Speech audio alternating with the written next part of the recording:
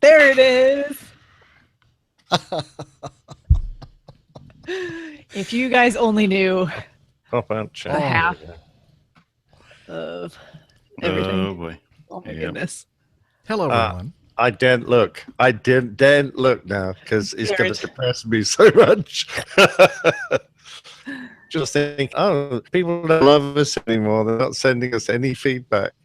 No, We know why. plenty of feedback. Just we can't see any of it. So here's the deal. I'm looking at yesterday. I'm looking at all the feedback, and I'm going into our main feedback folder. I'm thinking, we only have 11 items, I think. Is that right? 11 Yeah, or it's something like that? it's 12 And I'm thinking, maybe. wow, look, I don't even have to create a separate folder for today's show. We can just operate right out of that main feedback folder.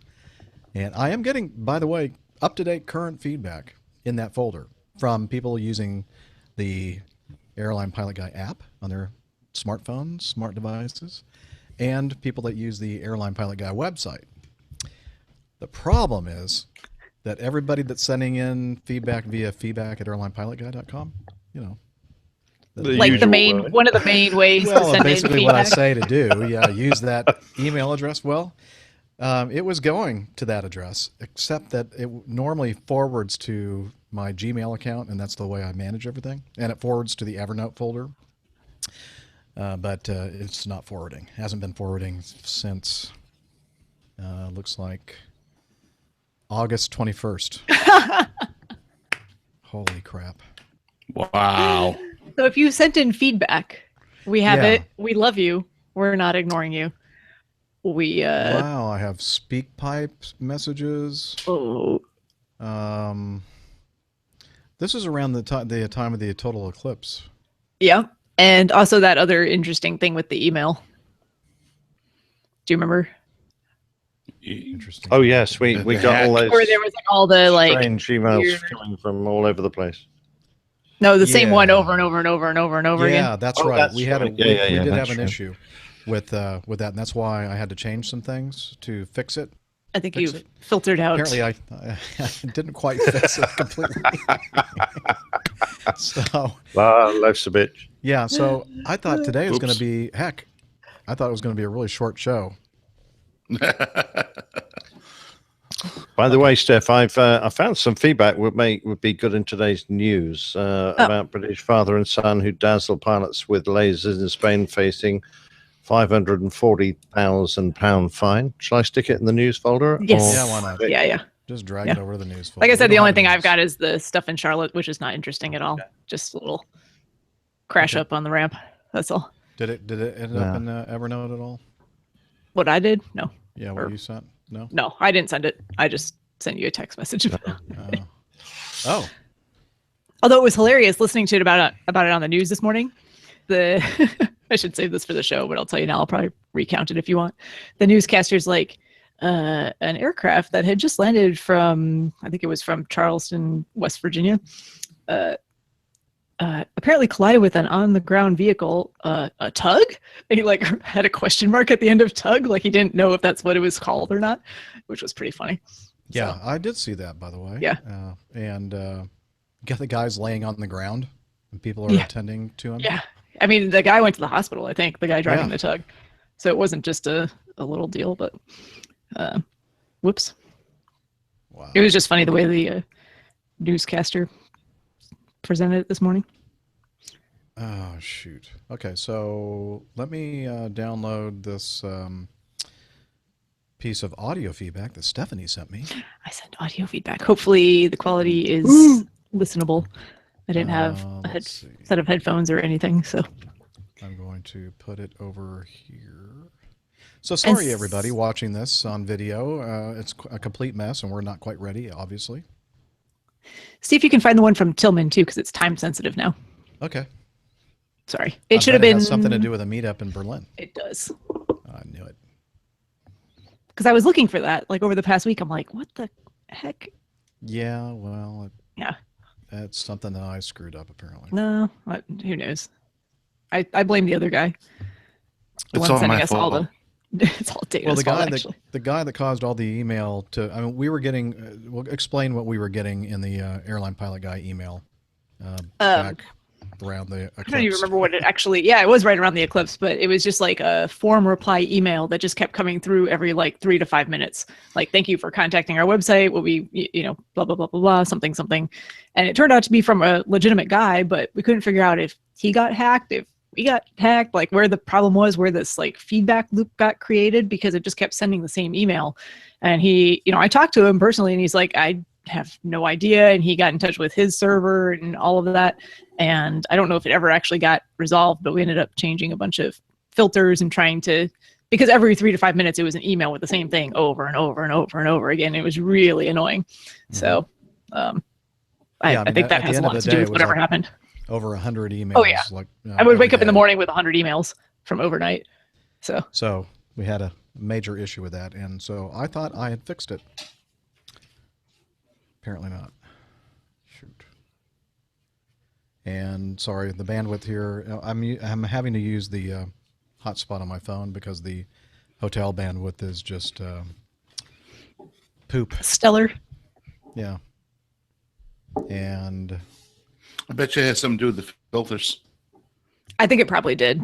I think the filters probably got reset or something. yeah, I'm going to have to go through and look through the whole chain, how, what's happening to this stuff. But so I do actually have all those emails. It's just, within the actual airline pilot guy email client server or whatever you call it. It just wasn't forwarded to where I usually get it, and then from there it gets forwarded to Evernote. Yep. Okay, I'm still downloading the Rick apg.m4. Oops. Excellent. Oops. How do you change the font size in Evernote? Because that article I've imported from the Times, May pleads with Trump to save British jobs. The font is huge, and it's like goes on forever. Well, did you use the clipping mechanism on Evernote to clip articles? Yeah, Times has a little thing which allows you to export I'm going to remind me, but after the show, I'd like to show you guys, if you install this little thing in your browsers, any of your browsers, you can just clip an article and then you can save it to be a I have simple that article. Unfortunately, it wants me to sign in again, and I can't remember what my username it didn't give me the simple article option, which is why it seems to come huge. Okay. Well, let me see if I can go like this. If you go Command minus, it'll make it smaller.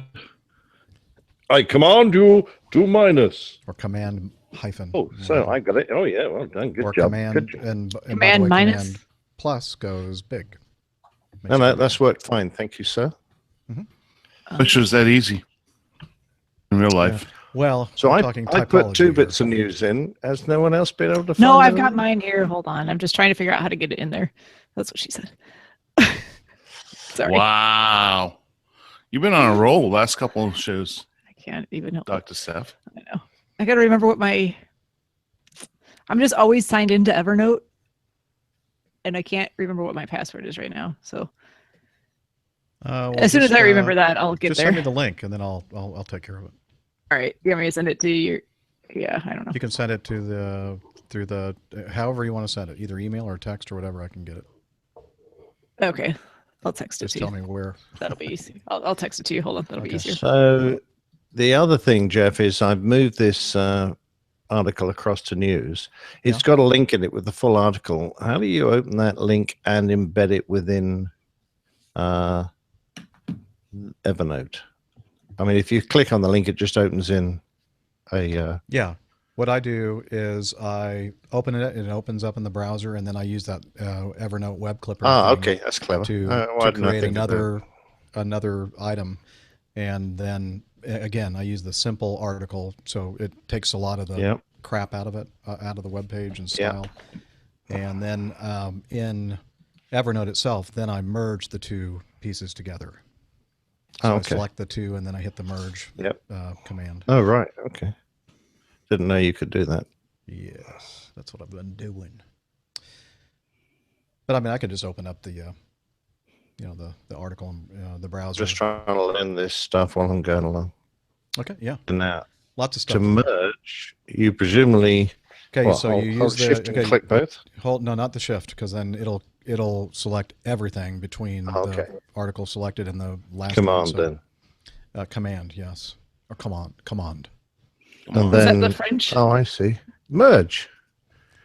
Yes. Is that the French lieutenant? Lieutenant. Yes. Command. All right, I texted you that link. Okay. Ooh. In what, the APG crew or? No, I texted it to you. Just to you. Okay. Didn't get it. What the heck? What's wrong with technology today? How did you not get it? It says delivered. I don't know. Sorry. Let I don't know how I did not get it. It's probably something. Oh, you know what? I got it on my phone, but I haven't seen it on my computer yet. What? Okay, let me email it to you then. No. It's probably going to show up eventually. Show up? I'll email it to you anyway. Okay. Sending it to Airline Pilot Guy. At Gmail. I'm going to eat my lunch. Well, good for you. What have I got? Philadelphia roll, smoked salmon, cheese, and avocado. Love sushi.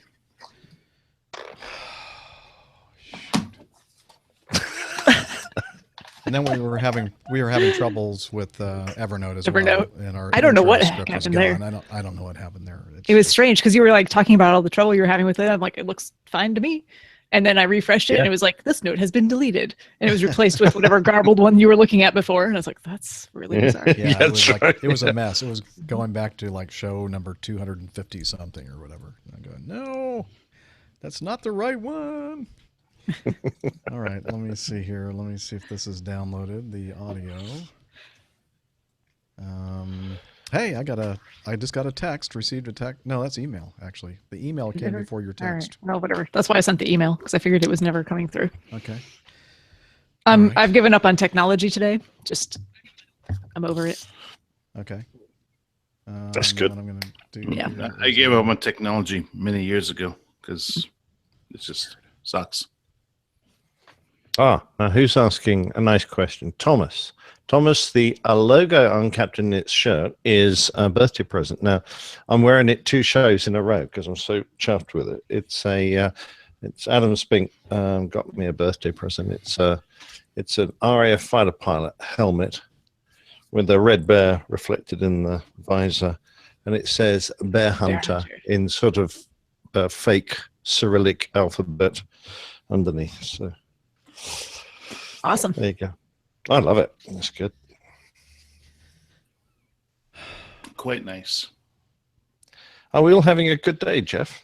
Yeah, have a great day. Great day. How are your little rocks, by the way? There. Do you mean? Aren't you in Little Rock today? Do you mean La Petite Rochère? Yes, I know. That's your little French rocks. Thank you.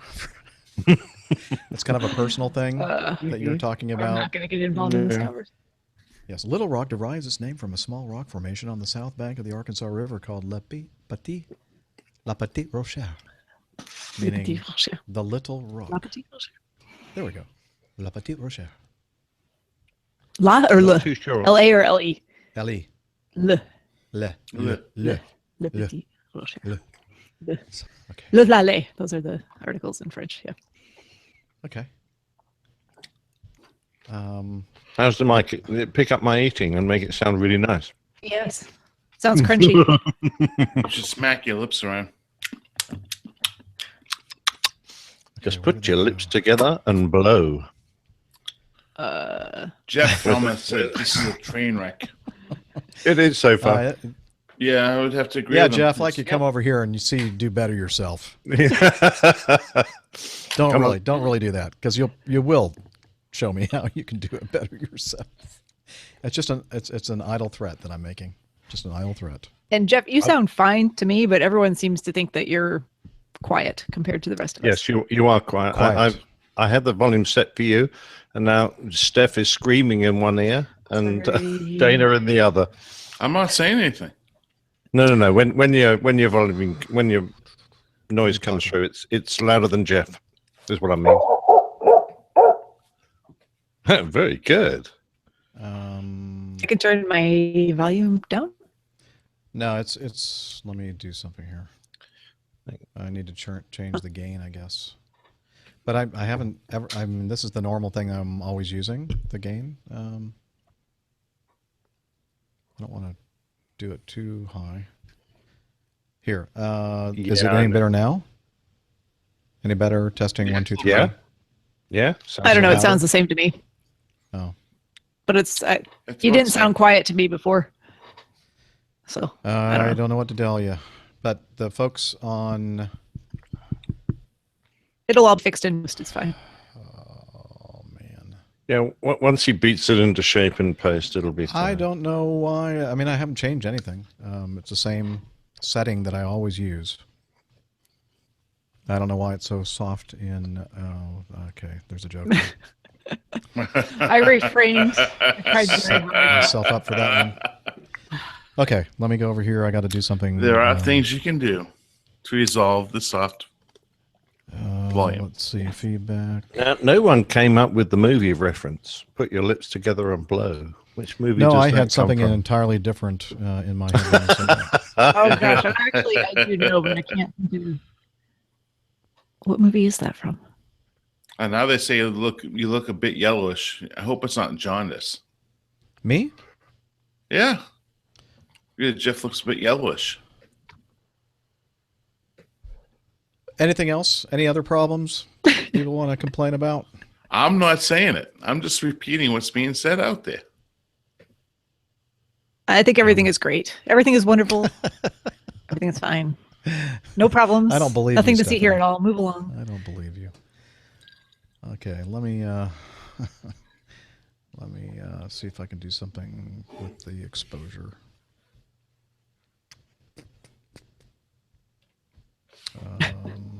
You had a couple of film guesses in the chat room there, Nick. They range from plausible to also plausible.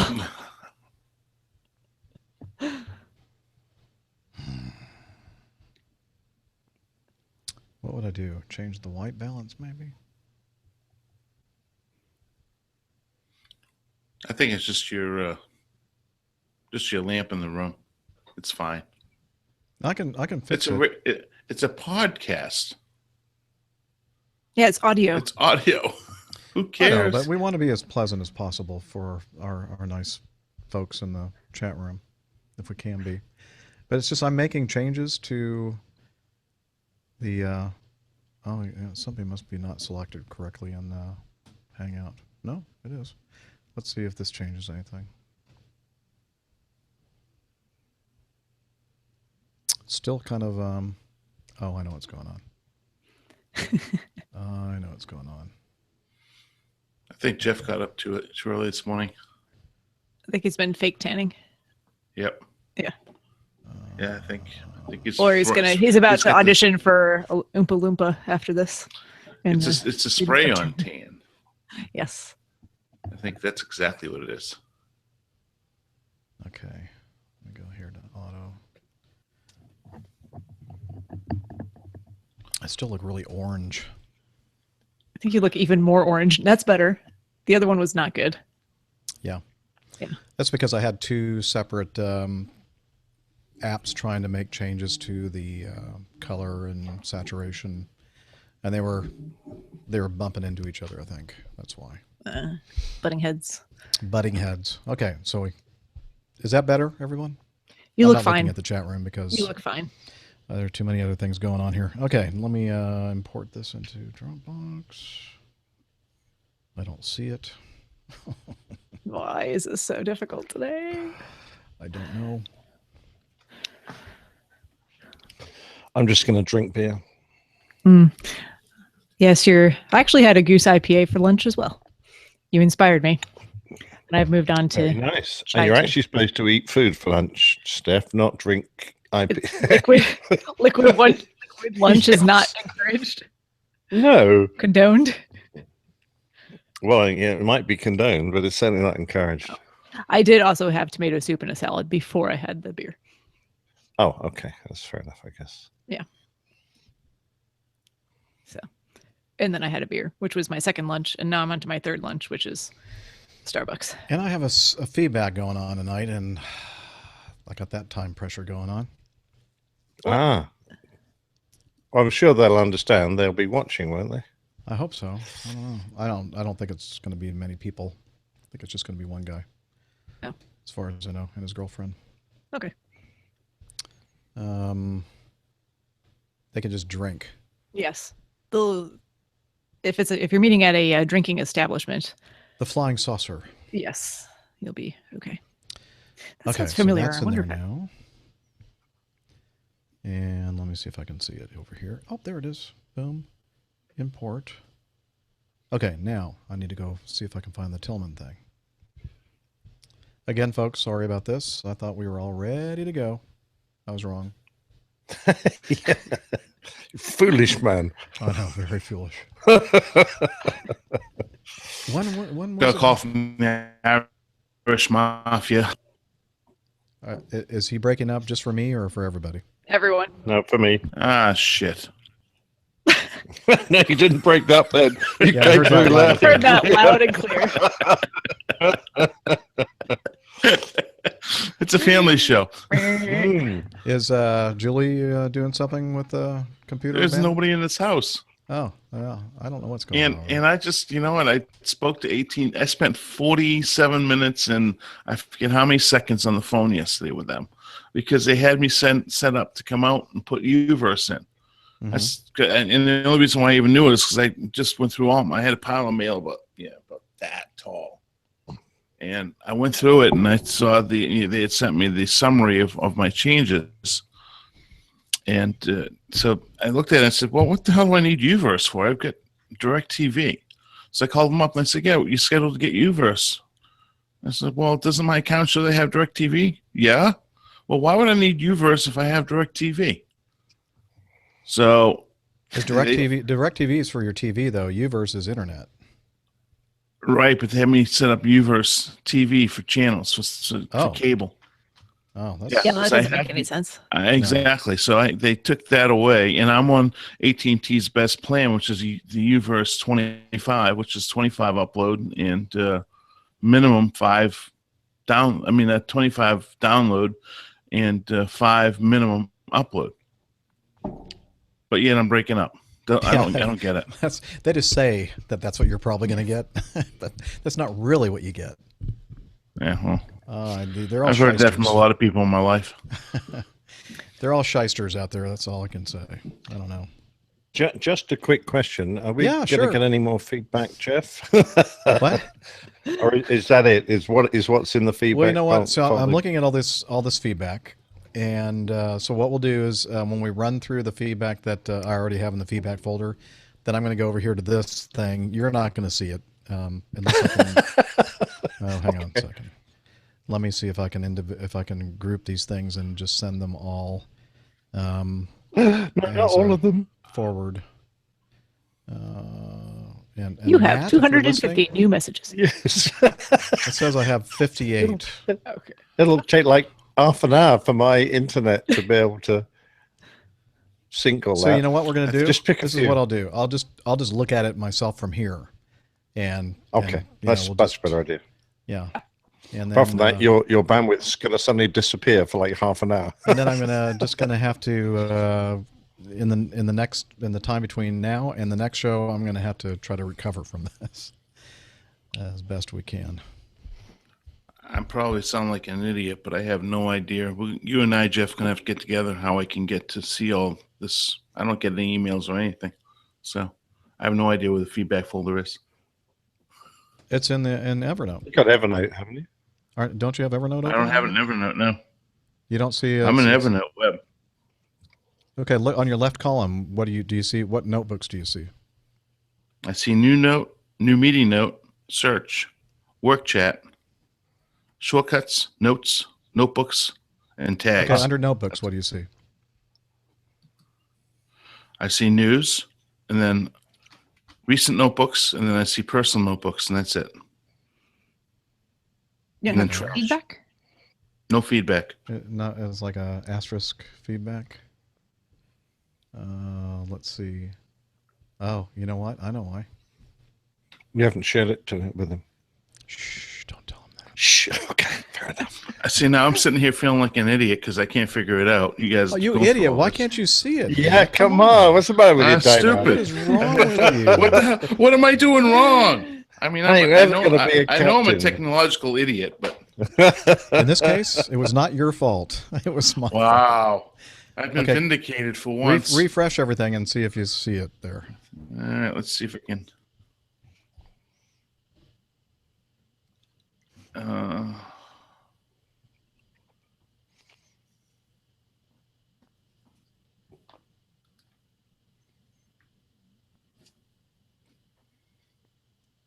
The suspense is just about to kill us. Suspense. Berlin. That's what I'm looking for. I was looking for Tillman. Where'd it go? Okay, and now I'm going to move it to... I'll have to quickly log out of it and refresh it. Okay. So I'm not going to... Wait, let me do the APG crew. Feedback. There it is on the APG crew. There you go. I feel so much more important now. There it is. What an idiot he is. It was there the whole time. How did you miss that, Dana? Captain L is defending me. Thank you, Captain L. Okay, let me see if these play. Hey, APGers. Hey. Yep, that's me. All right. Okay. That works. And you can actually hear it. Excellent. Yeah. I'm going to have to go refresh my drink before we even start the damn show. Community and crew, this is Private Pilot Tillman. Okay. Excellent. They're in there. Get the phone, somebody. Or is that next door? Is that my next door neighbor that I'm yelling at? Oops. Well, now I can't even get my... Sorry, Kelly. What the heck? This is so much fun. Nothing works technology-wise today. Not a darn thing. I know. It's like there's probably a solar burst, or either that. You know what it was? The keynote from Apple just screwed everybody up. That's got to be it. No, there was a solar flare or something going on. Too loud. Sorry. Okay, is my volume still low compared to everybody else's? You sound fine to me. I'm sending you one more piece of news. Oh. Thank you. Sorry. Wow. Thank you very much. Yeah, you're welcome. Now we have more news than we need. No, I'm just kidding. Okay, I'll still look for the coffee fund thing. Okay, where is that? I have about 10 things going on simultaneously here. Good feedback. Oh, here we go. Still loading. Got it. Ooh, Pilot 80 walks away. Okay. Have you watched the video on that? Sent? It's great. No. I sent it to your airline pilot guy email. Okay. Okay, let me go over there. And talking about... Al says that solar flare really messed up HF in Europe. Shanwick and Santa Maria were pulling their hair out. So, yeah, solar flare. Let's blame it on that. I think that should be the show title for today. As David, solar flare ruins as David show. Disappears. Oh, is Dana gone? Yeah. Yay. There he is. And then for some reason, in my email program, I usually have a little Evernote elephant that I can just click on if I see I'm looking at a piece of email and it goes to the feedback folder. Well, the elephant thing is gone. I have the elephant. I just can't get the elephant to sign in, even though I'm pretty sure I'm using the right password at this point. Okay. Pilot 80 walks away after crashing plane into tree. The video is fantastic. Okay, well, I'm not even going to try to play the video. Don't play the video, just read it. Okay. I mean, I think most people have actually seen the video at this point. Okay. So. Except for me. Sorry. Watch it after the show. It's great. Okay. I mean, it's sad, but it's also it's hilarious. The guy walks away from it, so it's... Oh, well, of course, that's what it says in the headline. Yeah. Dummy. Sorry, I'm not calling you a dummy. I'm calling... I mean, it could have been really, really, really bad, but the tree kind of saved the day. So nice. Yeah. Is Dana back? Yes. Okay. I'm back. I'm here. Hey, why'd you leave? Hi. Nick is pacing. You know what? I had some flatulence, so I don't want anybody to smell it. Let's see it. It doesn't really work that way, Dana. Audio podcast, video. I'm only kidding. Television. I don't know what happened to you. I don't know what happened. It's just everything froze. I don't know. Goodbye. There's nobody in the house on the internet. There's nobody home in my neighborhood, or shouldn't be home yet. Yeah. You do have a password on your internet connection, right? Oh, absolutely. Okay. I just wanted to know. There's only one thing I can think of. The only thing I'm thinking about is I've got Apple TV running right now, so I can put you on my big screen. Oh, yeah, that takes a lot of bandwidth. All right, well, you'll see me looking down like this a whole lot then. Okay. Let's see. Let's do this. Yeah, that uses a lot of bandwidth. Captain Al says, please let smell via the internet be the next IT advancement. Al, I'm going to pass on that one. No. Definitely. I think most of us and I'm not signing up for any app that you use that has to do with transmission of... Well, you know what? I can't get this thing into the Evernote folder, so we're just going to have to... Oh, shoot. Damn it. Gosh darn it. What is this? It's a family show. I'm just amazed. Let's see if that works any better now. At the failure of technology today. With my TV, my new setup, the new MacBook Pro, they have the new USB 3s on them. Yeah. So I can't really find a workable adapter to hook my Samsung monitor into the display on my. Does your Samsung monitor have a HDMI connection? It does, but I haven't been able to find. You just get a USB-C to HDMI adapter. I tried that. I had to send it back. Didn't work. Oh, so hopefully this works. Maybe my bandwidth will be a little better now. Okay. Are you still there, Nick? Have we started yet? Yes. We're on to feedback. Have you eaten lunch yet? No, but I've cleared up from the beer I spilt. Uh-oh. Uh-oh. On your computer, hopefully? Not? Oh, no. My computer. It's way too valuable. No, my microphone stand did a whoopsie and took out a bottle of beer with it. Oops. Oh, no. But luckily, it's a Heil, very well built, a dynamic microphone, so apparently it still seems to work. But how's the beer? I mean, did you lose a lot of beer? One bottle, but I've got 5 more, don't worry. A whole bottle? Oh, good. Wow. Well, it's you're trying to take after me? Yeah. I was trying to take after me? Trying to do that. Not very successfully. I didn't wreck my computer.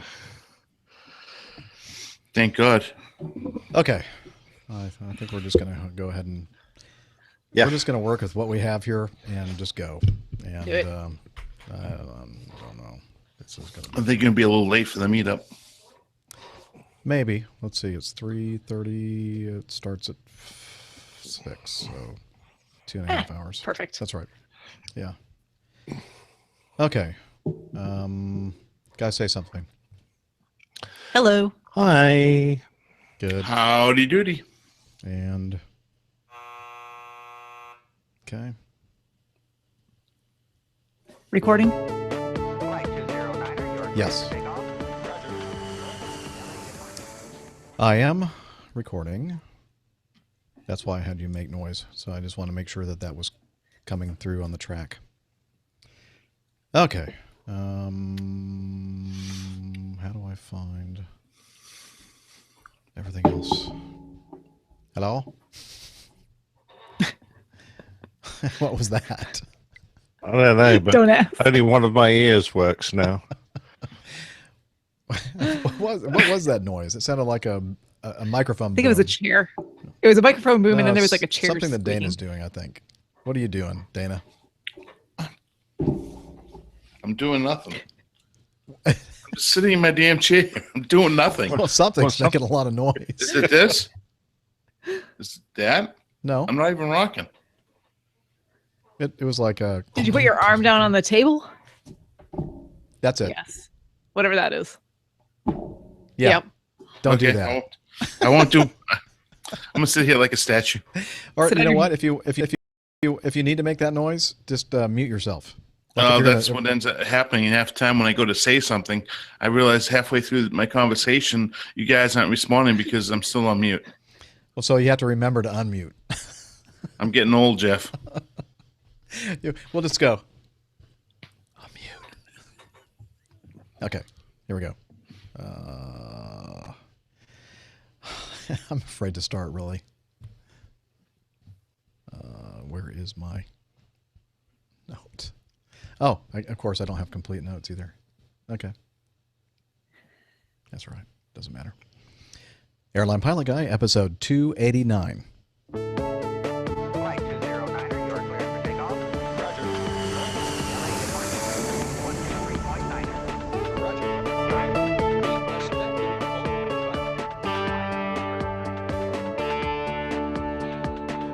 Hello, you're listening to the Airline Pilot Guy Show, the view from our side of the cockpit door. I'm Captain Jeff, your host, broadcasting live from Studio 506 in the Marriott Hotel in downtown Little Rock, Arkansas. In today's episode, we have some aviation-related news and your feedback and the latest Plane Tales installment, The Plane People. So get all settled in. Tray tables and seat backs in their upright and locked positions. Electronic devices powered on. Flight 289 is ready for pushback.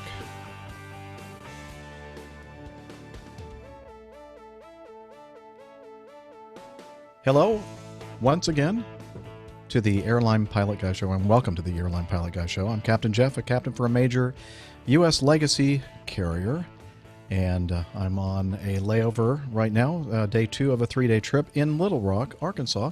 Later, after the show, some well-deserved beer is going to be consumed.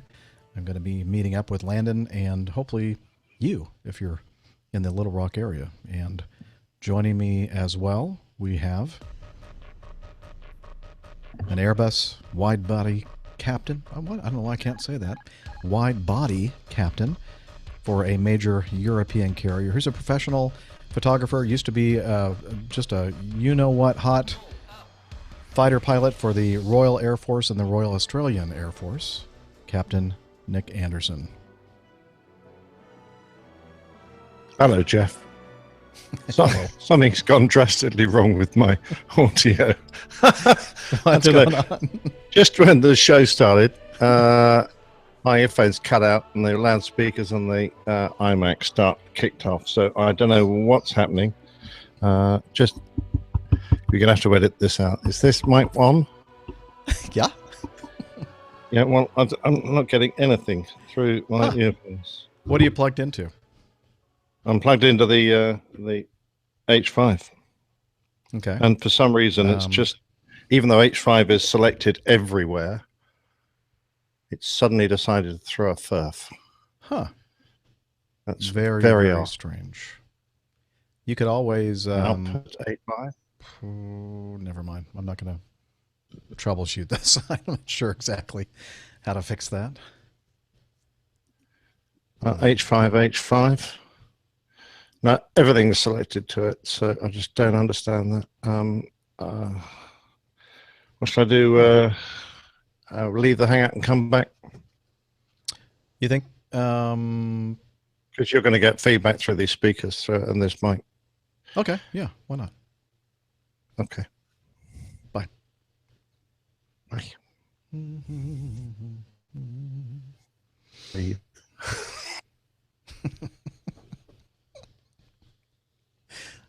wish I had a beer.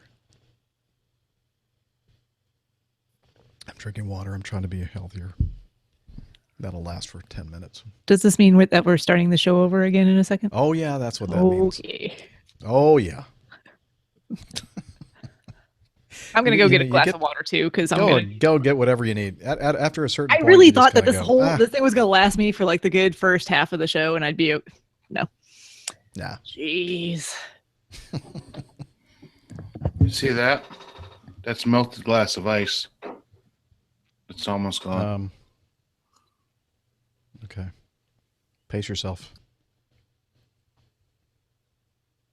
Oh, it's just ice. Just water. Okay. Selected all those. Delete. Going back. That's better. Can you hear us? Yeah, I can now. Oh, yeah, absolutely. Apologies. Do you want to start again, or should I just... No, we're going to start over. Okay. Sorry about I that. wasn't really happy with that anyway. Excuse me. That sounds a much better intro.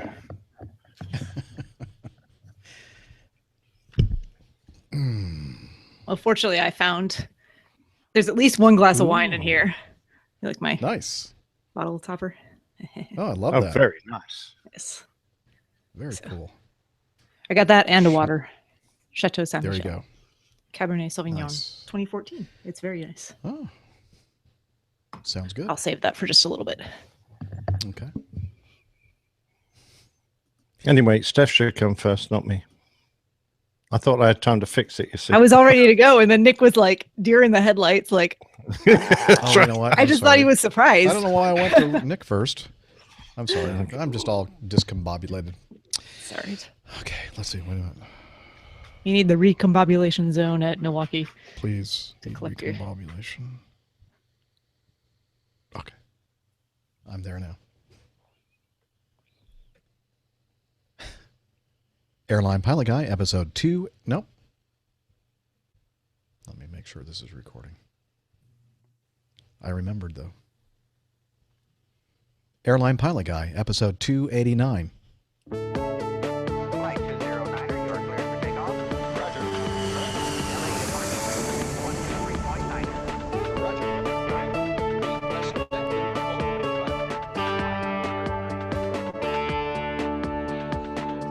Hello, you're listening to the Airline Pilot Guy Show, the view from our side of the cockpit door. I'm Captain Jeff, your host, broadcasting live from Studio 506 in the Marriott Hotel in downtown Little Rock, Arkansas. In this episode, we have some aviation news items and your feedback, and, of course, the latest Plane Tales installment, The Plane People. So get all settled in, tray tables and seatbacks in their upright and locked positions, electronic devices powered on. Flight 289 is ready for pushback.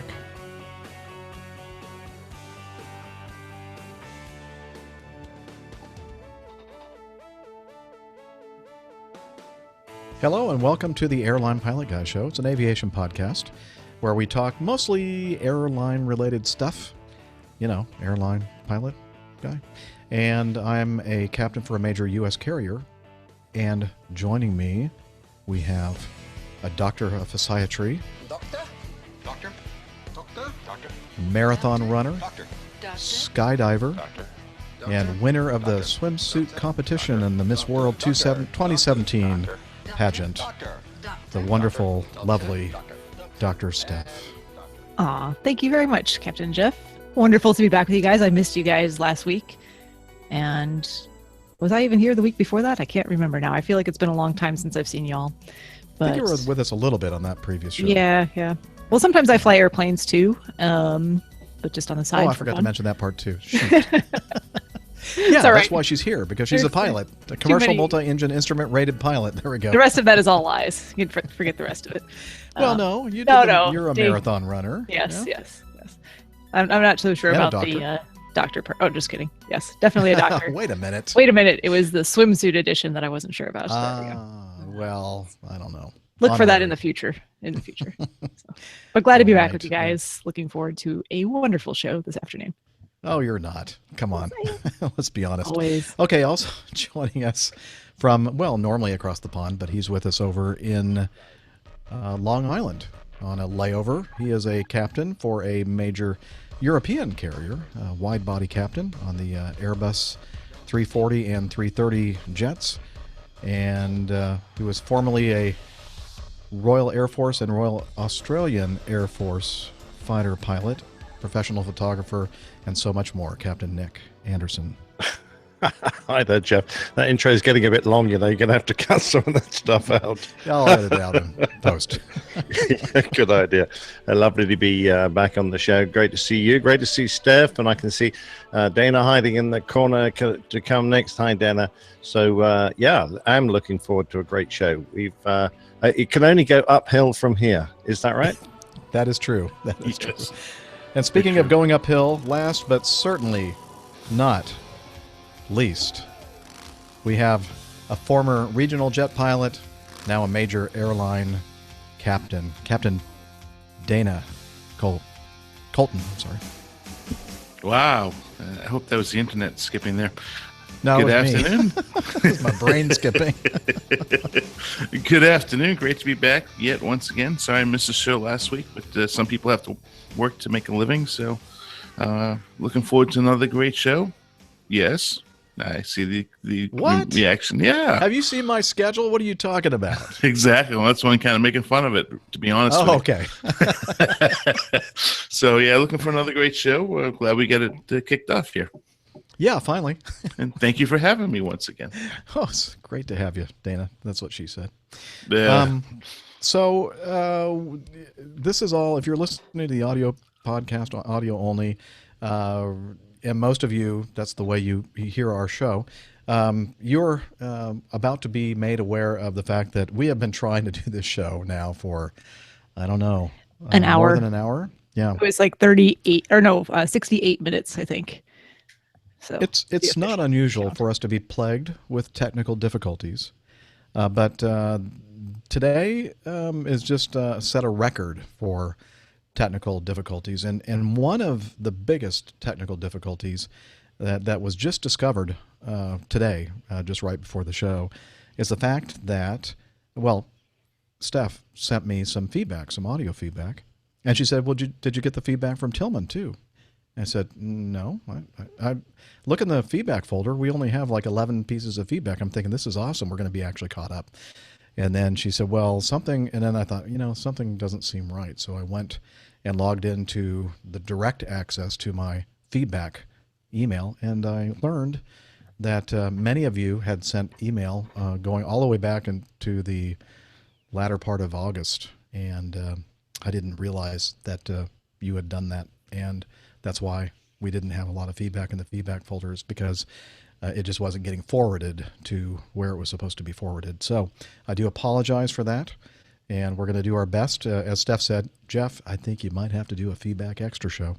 So that is probably true. So again, apologies if you sent in feedback to the feedback at Airline Pilot Guy address, and we did get it now that we're aware of it, and we'll certainly address it as soon as we can. So apologies for that. And oh well, we've had other issues with technology as well today, but that's okay. We're going to move on. Everything is much better now. And now we're going to talk about what has been happening with everyone. Dr. Steph, anything new with you? New stuff. Not a whole lot of new stuff. You'll hear a little bit of what I've been up to this week in that audio feedback that you just referenced, because I've actually been hanging out with someone that we know and love and miss very much a couple times this week, actually. And otherwise, the stuff that's new and different has not happened yet. But as of next week on Tuesday, I'm leaving for my big trip to go to Germany and run the marathon there in Berlin on the 24th. So we have some feedback from Tillman about the meetup that we're having there on the 22nd. And I don't know what that means in terms of me doing the show for the next 2 weeks, but what I'm really going to try and do is some crew logs and kind of some updates from the road and where I'm traveling and what I'm doing. And so if you are a Patreon subscriber, or if you contribute to the coffee fund, look for lots of updates on the crew log feed from me, because I'm really planning on doing that, because I suspect with and then you could also all of that, it'll be difficult for me to actually join the show, but I'll try if I can. So yeah, and you can also send in an occasional audio feedback as well to the now that I'm actually aware that I wasn't getting the email, you can still send it to feedback at Airline Pilot. I'll make sure the to other one that you were using. Make sure that you'll get the email. Yes. Yeah. I'll make sure that you're aware that it's on its way. Okay. So. Okay. Don't worry. So I'm sure we're going to be hearing from you in the next few weeks. Yes. I know it's a very, very busy next few weeks. Great. And if you want, I don't know if you want to play those audio things now or after we've talked to everyone We can else. do that. It doesn't matter. So Okay. Why don't we? Which one do you want me to play first? it doesn't matter. Your choice. No, you're going to tell me. Jeff, play this one. All right. Well, let's play the one about the upcoming meetup first from Tillman, so we can make sure everyone has that information. Okay. Here we go. Hey APG community and crew, this is Private Pilot Tillman from Berlin, Germany, and I heard how you were struggling with the German street names on the last show for the Berlin meetup, so I thought I'd jump to the rescue. The Berlin meetup is going to be on Friday the 22nd of September. We're going to meet at around 7 o'clock at the Circus Hostel Brewing Company, and the address is Weinbergsweg 1a, and the little bit more English pronunciation would probably be Weinbergsweg, which is also fine, and the number is 1A, and it's directly at Rosenthaler Platz. So that's Rosenthaler Place, if you see it spelled. And I'm very much looking forward to having you all here, to hosting you, to seeing you, and to let you try the world's best beer, which I will say in all modesty. So, the Circus Hostel Brewing Company, Friday the 22nd of September with Dr. Steph. It's Weinbergsweg 1A, directly on the U8 subway stop, Rosenthaler Platz. Tillman, I believe that's the way we pronounced it.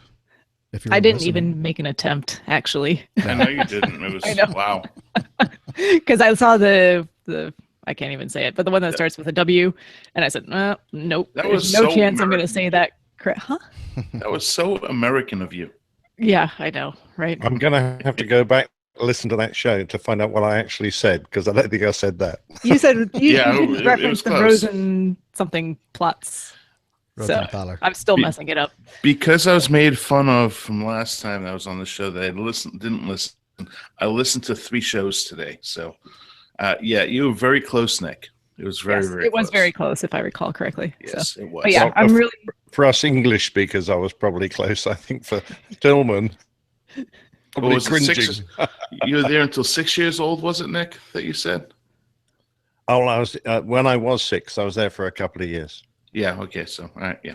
So I did some of my schooling there, but it was an international school, so we didn't do too much in German. But we had to get around. We used to go on all the trams and things on our own, so that was quite exciting.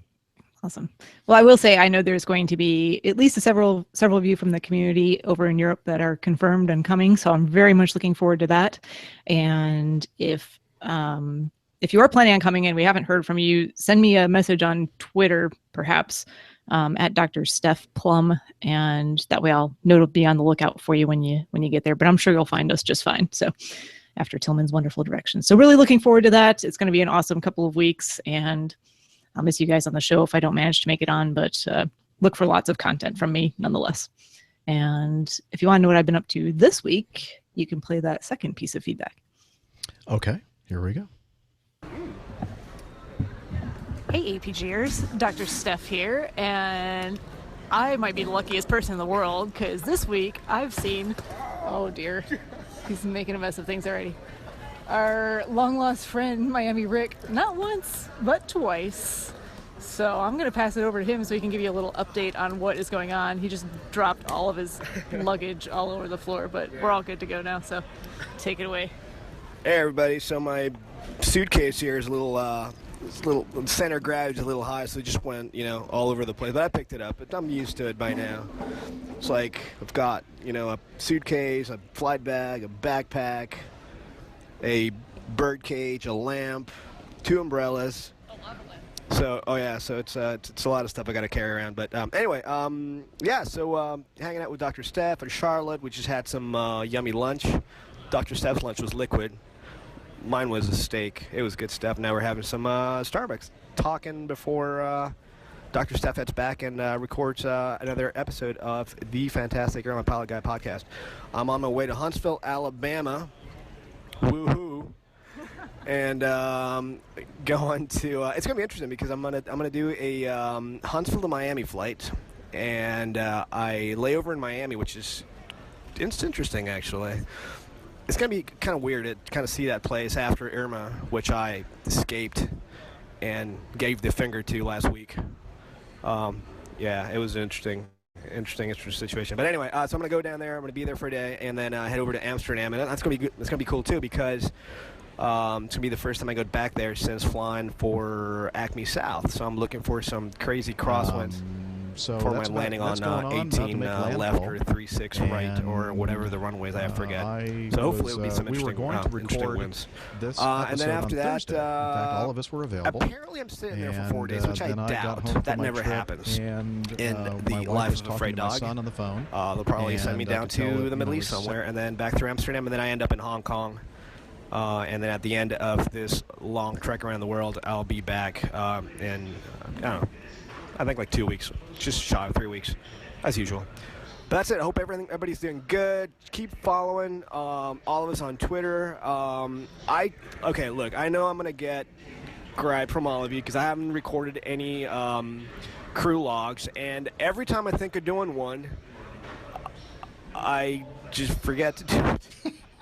And there's tons of really cool, interesting stuff. But okay, to my credit, you guys get to follow every single thing I do on Twitter. Like it's like you guys are there. It's like you might all as well be type rated on the 747. Because yeah, I mean you guys are along with me all the time, which I really like because it makes me feel like you guys are along. It doesn't make me feel as lonely on the road as I would otherwise be if you guys weren't along. So that's it. Miami Rick signing off from Charlotte. Have an awesome rest of the week, and Airbus sucks. Talk to you guys soon. And I'll see you guys in like 25 minutes. So, talk to you soon. Bye. Oh, you just literally recorded that. Yeah, that was at like 3 o'clock. Wow. So why didn't you grab him and take him with you and force him to sit down and be on the show with us today? He had to get on an airplane. Oh, so what? He can catch another one. I know. Just hey, in the middle of that, for some reason, it was playing something else too. Just FYI. I don't know what you're talking about. Okay. Fair enough. See, don't you understand, Steph? The people that are listening to the audio podcast right now, oh, I'm sorry. No they have idea. No clue that just happened. That you can just cut out piece what of I audio just said playing. Only the people watching this live. But now everybody knows because I'm not going to take this out of the audio podcast. Probably not. So, I'm sorry. So you people, a little in the behind the audio scenes podcast, yeah, you are lucky people because you get a little bit better. It's a little bit fixed up for you. Yeah. Fake news. Fake podcast. So. But anyway, yeah, I wanted to make sure he at least gave a little update to everyone about what's going on in his life. So, or at least where he's going. So I have a question about something. He said, what did he have in his luggage? He had lamps and does he carry this stuff around with him? I think he's carrying his entire life around with him. There's like more luggage than you'd possibly need for, well, I don't know. It's a 17-day trip, or if he has 17-day trips, so a lot of it's a big airplane, so there's it's lots of room to put Why stuff. Not? Yeah. He's got like his flight case inside of another suitcase. It's like the Russian dolls of flight bags. So, does he have any stickers on his flight? A gazillion stickers. Yeah, you would never guess that it's his bags. I was looking at the Twitter feed, and somebody said, "I think I saw you, Rick, in the so and so airport terminal, whatever." He said it had to be you because your flight kit was just plastered with 747 stickers. Yeah, it is. So okay, and there is one Airbus sticker. Is it in a positive way? It's on the bottom. Well, that's okay. I've got a Boeing sticker on the bottom of mine. I'm a bit worried about Miami Rick's state of mind because he said every time he thinks of sending in a bit of feedback or a story about himself, he forgets. So, I mean, how long? What is his retention? Perhaps it's a Boeing thing. I don't know, but It's all I don't know. those You engines can on ask that about Boeing. that. I've done my job for today. Well, you done good. You done good stuff. Excellent job. All right. So hopefully we'll have Rick back on a more consistent basis sometime in the future. I'm hoping for it anyway. Yes, So we would love that. anyway, we all miss you. We all miss you. It's not the same Thanks without you, man. yeah. And so he's actually listening to the show still? I have no idea. Oh, okay. I didn't ask that question. Anyway. Well, I'm glad you had a good meetup with him, and now we can confirm that he is still alive. Still alive. Still alive. All right. Dana, what's been happening with you? I guess you were on vacation since the last show, right? Yes, I am on a staycation. I'm sure most people know about Irma. Well, actually, with such an international listening group, maybe not. Irma was a major hurricane that hit the southeastern United States and came up through the Caribbean. Thinking about all those poor folks down there. So it came up through Florida, and I had sent out an invitation for number of my friends and family that live down in Florida to come on up and seek refuge in my house in Atlanta. And a couple of one of my buddies, his family decided to come on up and take me up on that. So they came in on, was it Saturday or Sunday? I can't remember. They drove up and have just left this afternoon. So that's pretty much what my time's been taken up by, other than the fact that I was outside earlier and saw AT&T. They're coming through and putting fiber in. So you've got my fingers crossed. I'm going to finally have a good internet connection because I've got the best that I can possibly have. So that's some good news this week. And then last week, I posted it on, I very rarely am trying to do better, but I'm trying to, I tweeted out that I was at Burke Lakefront Airport. I really enjoyed spending some time there. I was watching a student getting training in a full size mock-up Cessna or I don't know whether it's Cessna or not, but it was a full-size mock-up trainer that she was doing some instrument training with. So I sat there and watched that for a little while and saw some of the general aviation aircraft out there, and I was quite surprised. There weren't a whole lot on the airport. And then when I was over at the, and anybody that ever goes to Cleveland, I would highly recommend this, but there's a U.S. sub called the USS Cod. And I've been on most of the subs in this country, the World War II subs, and it was a fantastic exhibit. It's the best one I've ever been on. So they had a periscope, and I used the periscope to look over to typical Av geekism, and I looked over to the airport and watched a Bonanza take off. So it was a nice day in Cleveland, and that's about the extent of what I've been doing. Just trying to figure out how to work the computer here so that I can stay up to date with everybody. But then I realized that it wasn't necessarily me. So been an exciting, fun vacation, just relaxing for a change. Good. When do you go out again? Next Monday evening, one leg. I forget where I'm going. I do have, I got a message about Houston. You and I both got the same message about coming out to Houston. I am going to Houston not this trip, but next trip. I think I'll be in El Paso this trip, the following trip, but to get in too late to possibly have a meetup on both nights. I get in like midnight on one of them, and I won't get downtown on the other one until close to 8:30, 9 o'clock in the evening. So it's just too late to try to even do anything. And you're referring, I think, to a conversation on Slack. Slack, that's correct. Okay. And speaking of Slack, I am actually paying attention to that a lot more too. So I'm making an effort. I know you guys probably miss me not being so into the social media stuff, but I am trying to get better with that. Outstanding. Captain Nick is there with his hand over his face, and I'm not sure if he's frozen or no. I'm still here, Jeff. Can you hear me? Now I can. Yeah. Now you don't have your hand over your face anymore. No, really? It was just frozen on my screen. Oh dear. No, I think we're all having bandwidth problems today. We are. So nothing much from me, really. I was only out here, albeit in our hotel in Manhattan a few days ago. So I only got like one day off between these two trips, but that's partly my choice because I swapped a Lagos, which I was supposed to be doing today, for a chap who likes going there. I'm a bit worried about poor Spawn's state of mental health if he likes going there, but each to his own. I'm not going to knock that. I got a New York out of it, which is great, which is why I'm here. And the other thing is, of course, when I get back, it gives me an extra day off just before a little holiday I'm taking with my lady wife. We're heading off to Italy for a while just to enjoy some sunshine and the beaches on the west side of Italy on a fairly lovely piece of coast. So I'm looking forward to that. If we do the show by sort of Tuesday, Wednesday next week, I'll still be there. But after that, I'm not quite sure what it'll be like. I'll take my gear with me just in case you can catch me in some hotel.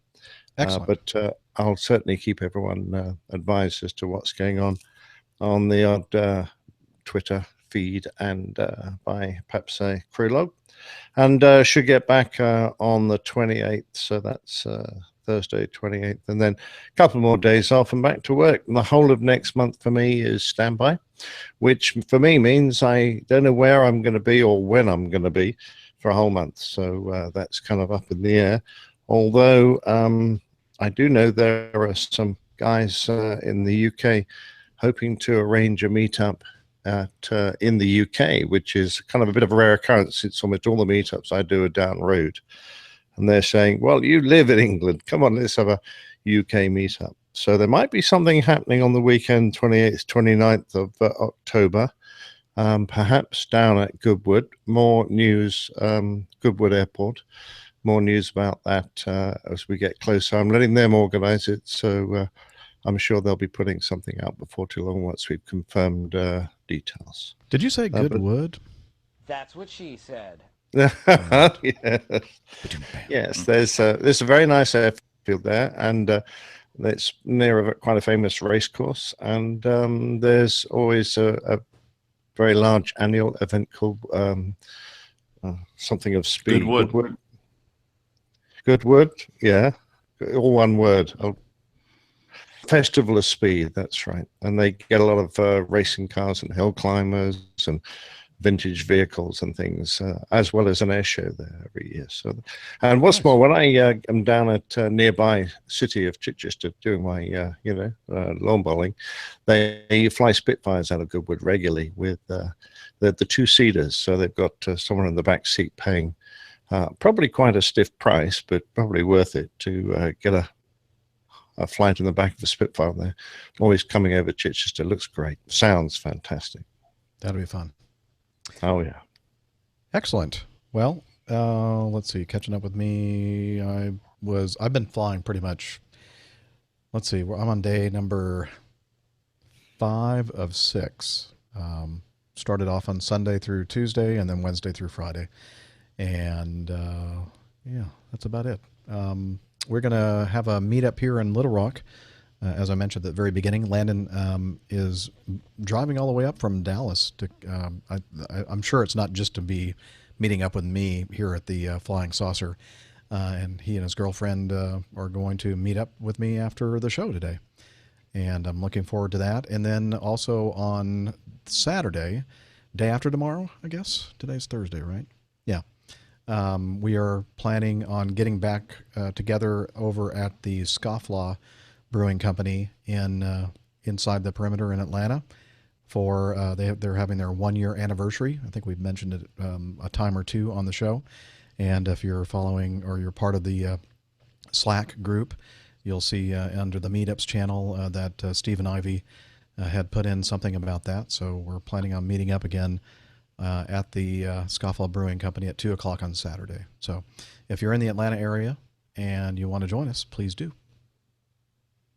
And I think that's about all I had for meetups. Yeah. All right. Anything else before we move on? Yeah. Yes. And like you, Jeff, I'm gonna try to pick up a green slip. So if I don't get green stuff. I'll see you guys on Saturday. It's right down the road from my house, actually. Yeah, absolutely. Okay, good. Especially with it being bourbon barrel released beers, bourbon beer. Come on now, that's right up my alley. And I just won't bring my computer. There you go. Leave it at home. Safe. Leave it at home. Yeah, safety first for the computer. Yeah. Poor thing. All right. Well, here we go. Let's talk just quickly about the coffee fund.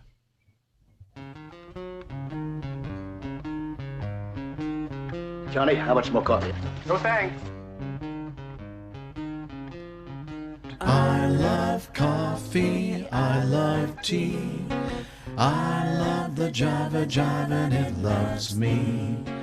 Coffee and tea and the Java and me. A cup, a cup, a cup, a cup, a cup. Oh, I love coffee. I love tea. I love the APG community.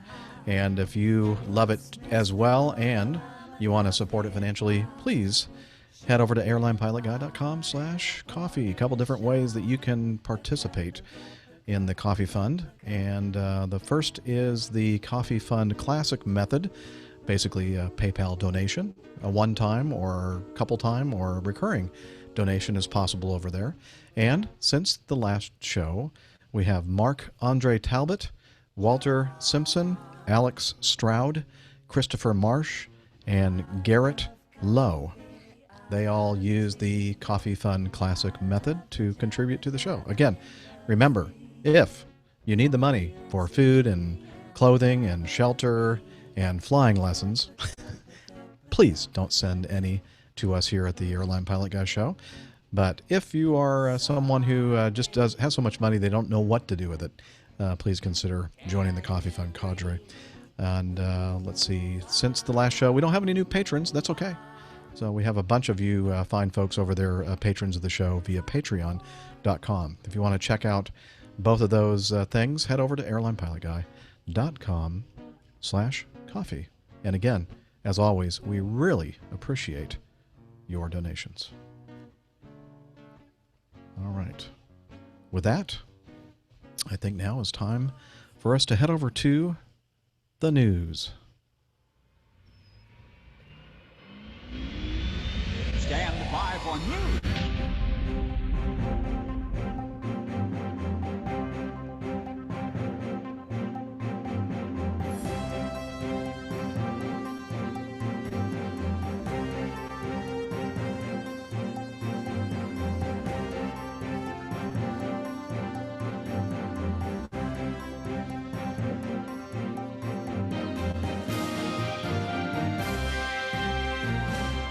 I'll start off with something that Liz, part of the Coffee Fund cadre and a big part of our APG community, she sent in this way back on the 11th of August. Sorry it's taken us so long to get to this, Liz, but it is some good news about some bad people. Police in Spain say a British father and son are facing fines of up to £540,000 for allegedly pointing laser pens at planes as they came into land. Detectives claim an off-duty officer had spotted the pair shining beams at aircraft descending into Malaga Airport. The 41-year-old man and his 15-year-old boy were in their hotel room or on their hotel room's balcony in Torremolinos. How's that at the time? How about Torremolinos? That's exactly the. That's actually the sister city to Torremolinos. Several pilots are believed to have complained about being dazzled with a green laser pointer as they prepared to land. The emergency services managed to locate and identify the holidaymakers, and 2 laser pens were seized. And if you look at the link to this article in the show notes, you'll see the pens in question. I like that they measured them and everything. Just oh yeah, that's very technical. Yes, it's the evidence. The evidence. It's right there, presented for you in full fidelity and resolution. A statement from Spain's national police said that the very serious violation could result in a fine of at least £27,000 and up to $540,000. So we're not really sure exactly, what they're going to get slapped with, but anyway, it's good to hear that people are doing something about this this very dangerous activity. So that's all I have to say about that. Well, I'm impressed that the Spanish police take it so seriously, or the Spanish courts. In the UK, offenders would only face a fine of up to £2,500, and investigators must prove a person has actually endangered an aircraft. And so that the onus on the proof lies with the prosecutors to make sure that is proved before that fine would even be considered. Wow. What about jail time? I thought there was something in this article about the UK recently passing stricter measures, including prison time, jail time. Not that you're aware of. Don't see it in the article myself, but it could be that I'm just not spotting it. But that could be. I don't know. I'm not too sure about that stuff. Not too sure. Okay. Well, let's see. Let's move on. I think that Captain Nick, you put this in the mailbag. Perhaps you want to talk about May pleading with Trump to help save British jobs. Yeah, this was in the Times the other day. And, of course, Boeing have got a court case against the Canadian aircraft manufacturer Bombardier, claiming that Bombardier have received unfair state support from the various governments, including 113 million from the British government. Now, we have a component factory in Northern Ireland, an area which has suffered in the past from quite high unemployment when the shipbuilding industry sort of wound down in the UK. And 4,500 employees work for Bombardier in Belfast. So our government is very concerned that if the US courts side with Boeing on this, it may bring an end to the C-Series aircraft, which Bombardier... Yes? Come back, Nick. Nick. In Northern Ireland. Where are you? Nick, we missed about the last sentence. We've lost you. Ah, well, I'm still here. I'm just not transmitting. Yeah. Okay, so well, try to like the last couple of sentences. Okay, so Bombardier C-Series. Oh, yeah, very good. Bombardier C-Series are being produced in at least components of it in Belfast, and about 4,500 employees there face possible loss of their jobs if Boeing is successful, because there's a good chance that Bombardier will have to close down that factory. So it's interesting. Trudeau says it's all a bit of a back door. It's not a fair court case, and it's being bought by Boeing. They're being protectionist. And he says that Boeing is pursuing unfair and aggressive trade action against the Canadian aerospace sector. And he said he accuses Boeing of hypocrisy, noting that it receives billions of dollars in support from US federal, state, and municipal governments. So there's a certain amount of he did, she did in this, but it's just a shame to see that one aircraft manufacturer's power over another might result in a company actually having to wind down and all these people lose their jobs. Yeah, I think, what? I was just waiting for somebody to say something. I was too, but I'll just jump in there with it. I didn't realize it was such a stunning finish. Yeah, I think. What else could be said? There's always two sides to a lot of these stories. There's the business side of things, and then there's always the human impact side of things as well. And they aren't always the same thing. And perhaps it does go both ways there. So we'll watch this and see what happens, and hopefully it doesn't affect all of those jobs, because that certainly wouldn't be good for Belfast. And we all need to play nice together. Exactly. The article does say that the phone call with Trump was constructive, and one said, I think the Trump administration is taking some time to think this through. So I'm not quite sure what the governments can do, Jeff. Can Bombardier have either broken the law or not? Can the Trump administration really interfere with a court case to any high degree? I don't know. No, not really. It's probably a lot of posturing politically, I guess, here.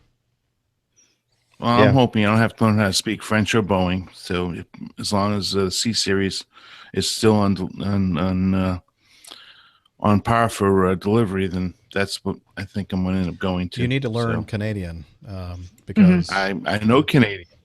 Do you? I know Canadian. I know some Canadians. I flew the too. Canada Air regional jet. Oh, there you go. Yeah, that was a great airplane. All right. I'm already checked out. Excellent. All right. Probably not much more to say about that. How about Steph? You want to go and do this news item that you added to our news? Where did I pull this from? I think this was from the Hartford, something in, no, I forget what. It's one of those newspapers up in Hartford, Connecticut. Yeah, it was a newspaper in Hartford, Connecticut, and my apologies to them because I didn't actually. The Hartford Courant. Right now. Was it? Actually, this is from. No, it was different. Yeah, Syracuse.com. Okay, that's right. Link that you gave me. Thank you. And Barbara reminded me of this because I'd forgotten that this actually happened so recently, but I'm sure many of you have seen the video of this incident on social media and the news and whatnot because it's actually pretty impressive. But basically, this happened up in Connecticut. I guess this past Monday. It says a small plane crashed in Connecticut on Monday, but the pilot suffered only minor injuries. The crash was captured on nearby cameras. The pilot, 80-year-old Manfred Forst, was transported to a hospital but has since been discharged. He was flying alone. His single-engine Cessna was close to landing at Robertson Field Airport in Plainville when it veered to one side and wobbled, a witness said, according to the Hartford Courant. The plane slammed into a tree and ended up in a parking lot of a business several hundred feet west of the runway. The aircraft landed right side up, but a wing was snapped. It occurred 11:30 on Monday, 15 miles southwest of Hartford, Connecticut, and he was renting the plane from another company which runs operations at the town-owned airport, and the company did not have a comment. So, yes. But yeah, fortunately, this guy, got very lucky. The video is actually very impressive. It's almost comical when you watch it. The way it's almost like the tree just grabs the plane and just like sets it down gently. It's like, whoop, whoop. But you watch it, it almost looks like he's about to stall and spin. Perhaps like he's definitely not in the right place. He's too low. He looks very slow. So he just got really, really fortunate, and it's a very interesting video to watch. So is it kind of like the tree in the Harry Potter movie? Yeah, a little bit. That's the one. Yeah. Yeah. I am the tuition of his insurance when he rented that airplane. Right. Yeah. Well, I mean, either way, fortunate and very lucky for this guy. So, and lucky that he landed in a parking lot. I don't even think he hit a car in the parking lot, and there were cars in the parking lot, and there was no one else around. The picture that I could see, it was just parked right next to all the other cars. Exactly. Yeah, nice bit of parallel parking. That's right. Great parking job. All right. Well, that's it for the news. Kind of thin this week, but that's okay. That gives us more time to tackle the feedback that I can find that you sent me. Okay, here we go.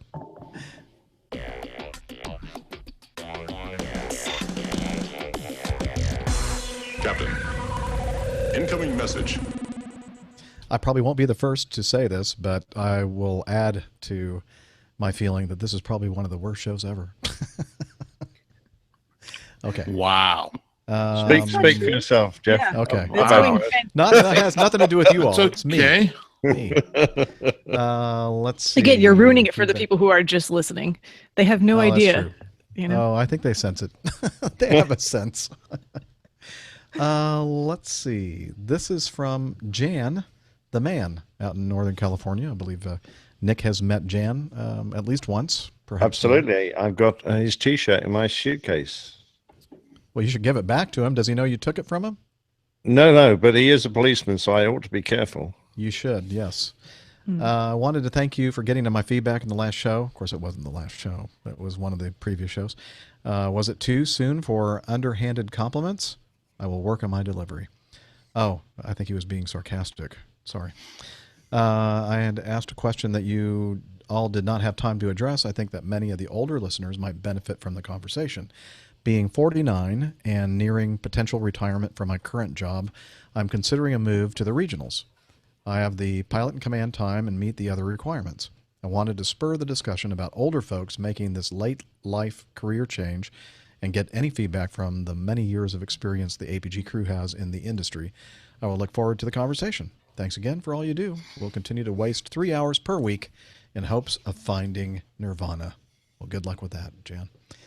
He says, warm regards, Jan the man. So he, just to refresh us, Captain Nick, he flies some kind of patrol airplane in the Bay Area for emergency Jan services or works something? for the California Highway Patrol Golden Gate Division.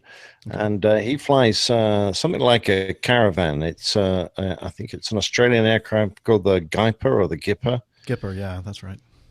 It's one of these aircraft that has a nice bit of space in the cabin area. It doesn't. It can fly at pretty low speed, and he has one of these fantastic camera systems mounted in the belly in a kind of a pod, so that they can zoom in, possibly like the guys in the UK that were recently sent to jail, who spent their time zooming in on couples in their backyard. Who were engaged in nefarious activities of a personal nature in the middle of the night. And when they found out, when the authorities in the UK found out about it, they sent one of these guys to jail. So how good was the how good was the magnification on it? It's what I want to know. Extremely good. It's a long way away from. So anyway, and Jan, of course, doesn't do that. He goes around hunting bad guys, so we think it's great use. But he did promise that if he didn't happen to be in the process of hunting a bad guy at the time, next time I went in, he would try to get some pictures of our aircraft landing, which would be kind of cool. But I don't want you to get into trouble, Jan, so don't do it, mate, if it's going to be of any concern. All right. So what do you think about his question about, okay, maybe you guys had discussed this at the meetup. I think this email came in before you actually met up with him personally, as far as making the career change at 49 years old. Did you have that discussion at all with him, Nick? Yeah, well, we did a little bit, but you know how it is when you've got a big meetup, you can't spend much time with one individual, but we certainly chatted a little. 49 is it's still quite a reasonable age. I mean, if we retire at 65, that gives him, once he's got himself organized and got a job, probably around 15 years in the industry. He's got a lovely job at the moment. So, you know, I don't think he'd be too concerned if he couldn't make it, but I think he's looking to switch and perhaps move up a bit. And I think it's a great idea. And I certainly think if he picks his company, he could certainly improve his lot in the regionals, and he might even get a stab of a few years in a major airline if he's lucky. I don't know what you guys think. That possibility would be, I think, pretty good. Just realizing that, as Nick mentioned, you know, 65 years old is currently the maximum age to do a Part 121 job in the U.S. So, but I think that, yeah, go for it. If you want to get some experience flying passengers around, I think that you have time. Absolutely. Yeah. And especially if you've already met the requirements. I mean, it's one thing if you're 49 and you're just starting, which I still don't think is completely undoable or impossible if you're highly motivated and have the time just to work through everything. It won't give you as long of a career if you're in that position. I think you just have to be really dedicated and focused and have really thought it through and make sure that that's what you do want to do. But if it's what you want to do, I don't think there's any reason not to. So, yeah. But having all that time requirement and all the other requirements already, then yeah, I don't see why not. So. What do you think, Dana? I would say if you've always wanted to do it and have always had the dream, then don't get older and regret not doing it, because you know, you can't change what the past is. So you can look to the future and make the change and not live with regrets. So I would go for it. There's no reason why at this day and age, you're not too old. The age is not that big of a deal. You'll be able to do it. I don't know. I really don't know about the major or, you know, the big airline route, but certainly, you'll certainly get to experience that and live out your dream. Certainly do it. Better to have loved and lost than to never have loved at all, or whatever, something like that. Something like that. Yeah, just go for it. Absolutely. Life's too short not to. All right. Dana, our good friend George Nolly, Ready for Takeoff podcast, sent in some feedback specifically for you. And it's entitled Jewish Humor for Dana. And he said, you may remember the old Jewish Catskill comics of vaudeville days. Shecky Green, Red Buttons, Toady Fields, Joey Bishop, Milton Berle, Jan Murray, Danny Kaye. He's got a long list here. I'll stop there. But it's a long list of folks, including Rodney Dangerfield, Don Rickles, Jack Benny, and several others. There was not one single swear word in their comedy. Here are a few examples. I just got back from a pleasure trip. I took my mother-in-law to the airport. Bam. I've been in love with the same woman for 49 years. If my wife ever finds out, she'll kill me. Here's another one. What are the 3 words a woman never wants to hear when she's making love?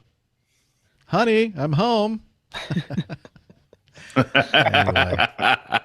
I like this one too. Someone stole all my credit cards, but I won't be reporting it. The thief spends less than my wife did. Anyway, it goes on. Several jokes there. I'll tell you what I'll do. I'll put this together in a file, and you can read them at your leisure. And then you can just click on the link in the show notes. But George, thanks so much for, or maybe Dana, you want to go through and see something that you want to take a stab at as far as the jokes. Can you see them? Yeah. All right.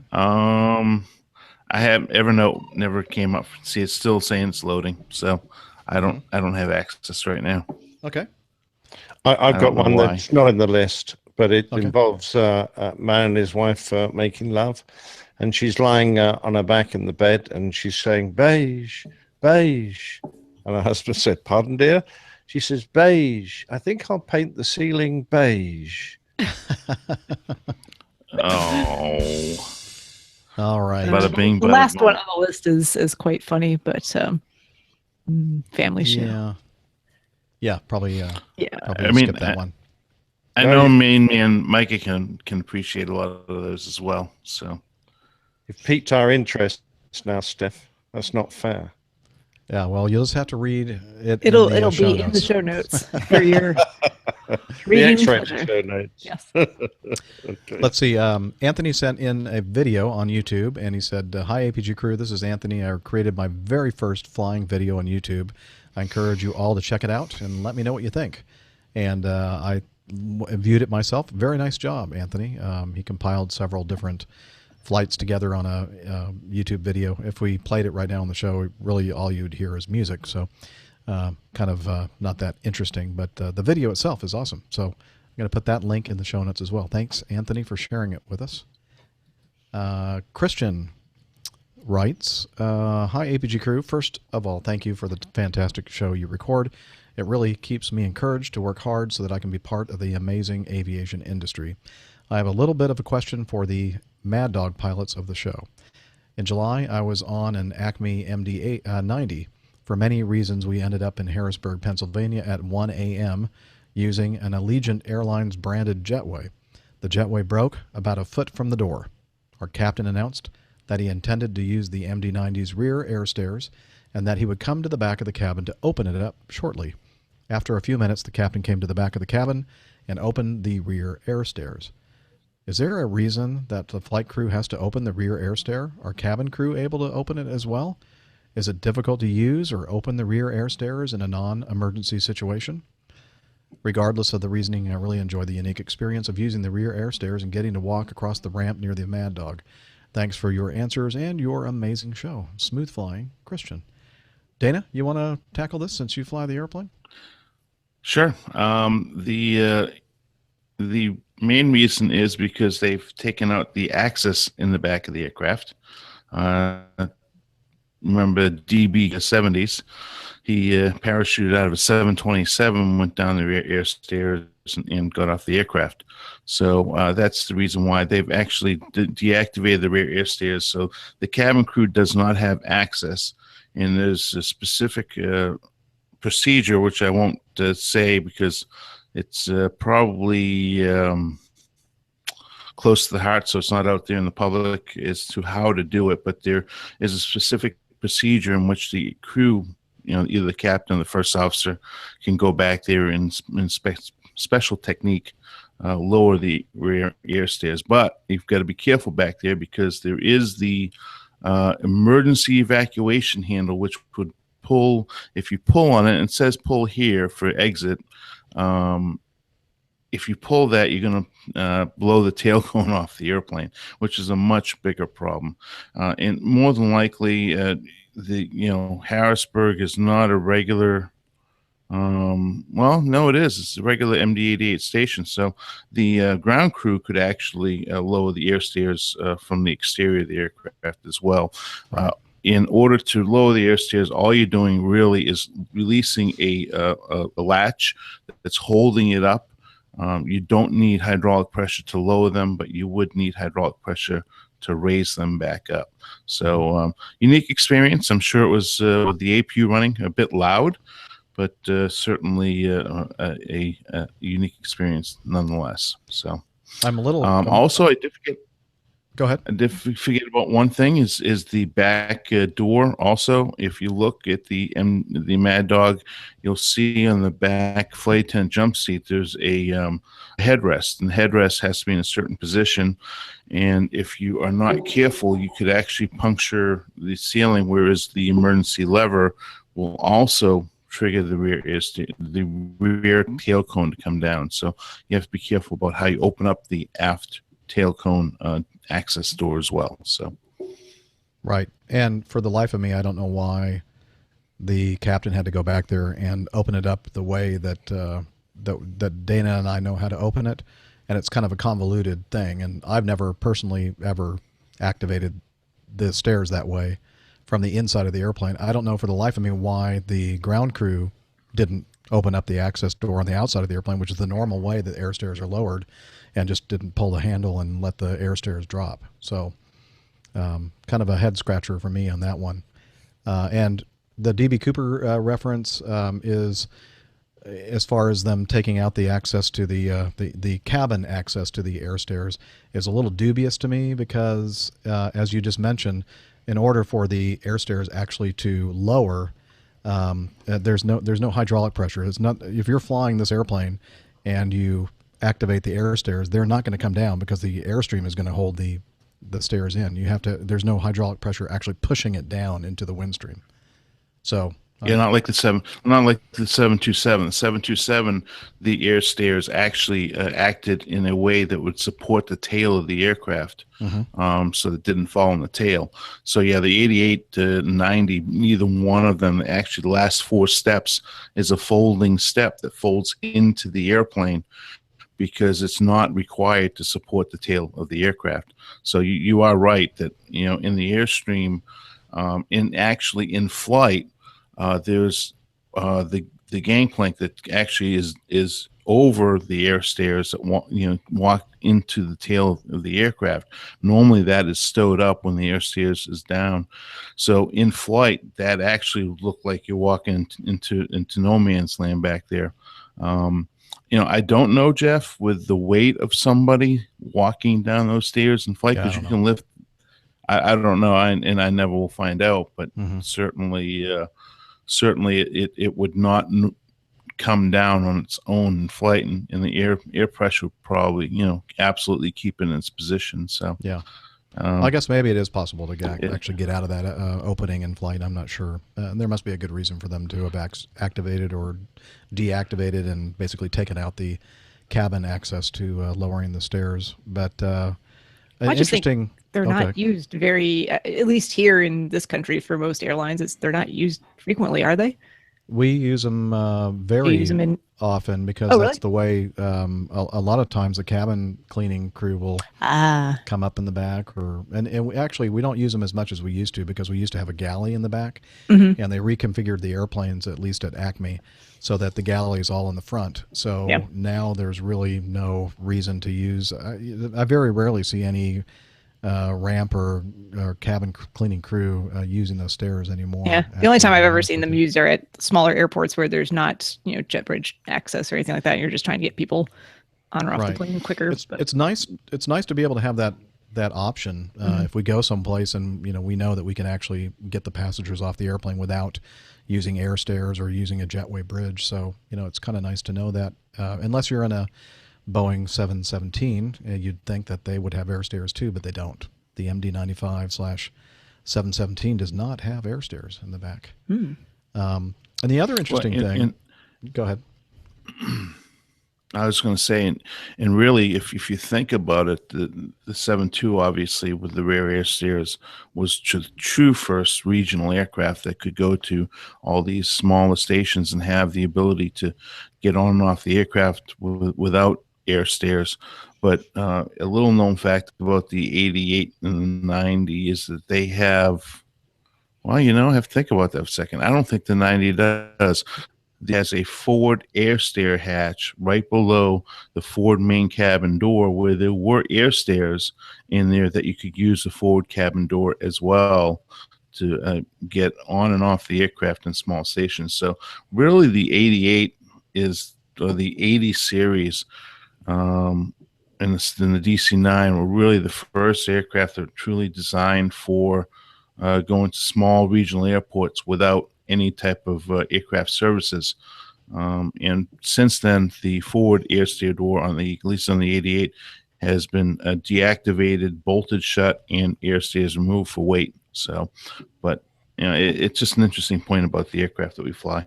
And occasionally, and it's never happened to me in the 15 plus years of flying this airplane, but they say that the actual switch and annunciation for that particular door is actually it still works. For the life of me, I don't know why they leave it activated, but people have told me that they have gotten the warning that the forward air stair door was open or something like that. And I went, huh? Really? But it's the only non-plug door. It is not a plug type door. It is on the aircraft, every access point on the aircraft except for the rear air stairs, which is not in a pressure bulkhead area. Aircraft is a pressure is a plug type. The only door in the aircraft that is not, and it's in the pressure vessel, is that forward air stair door. Now they've got 4 bolts holding that door completely shut. So there is the indication. Likelihood of that happening is 0. It's not going anywhere.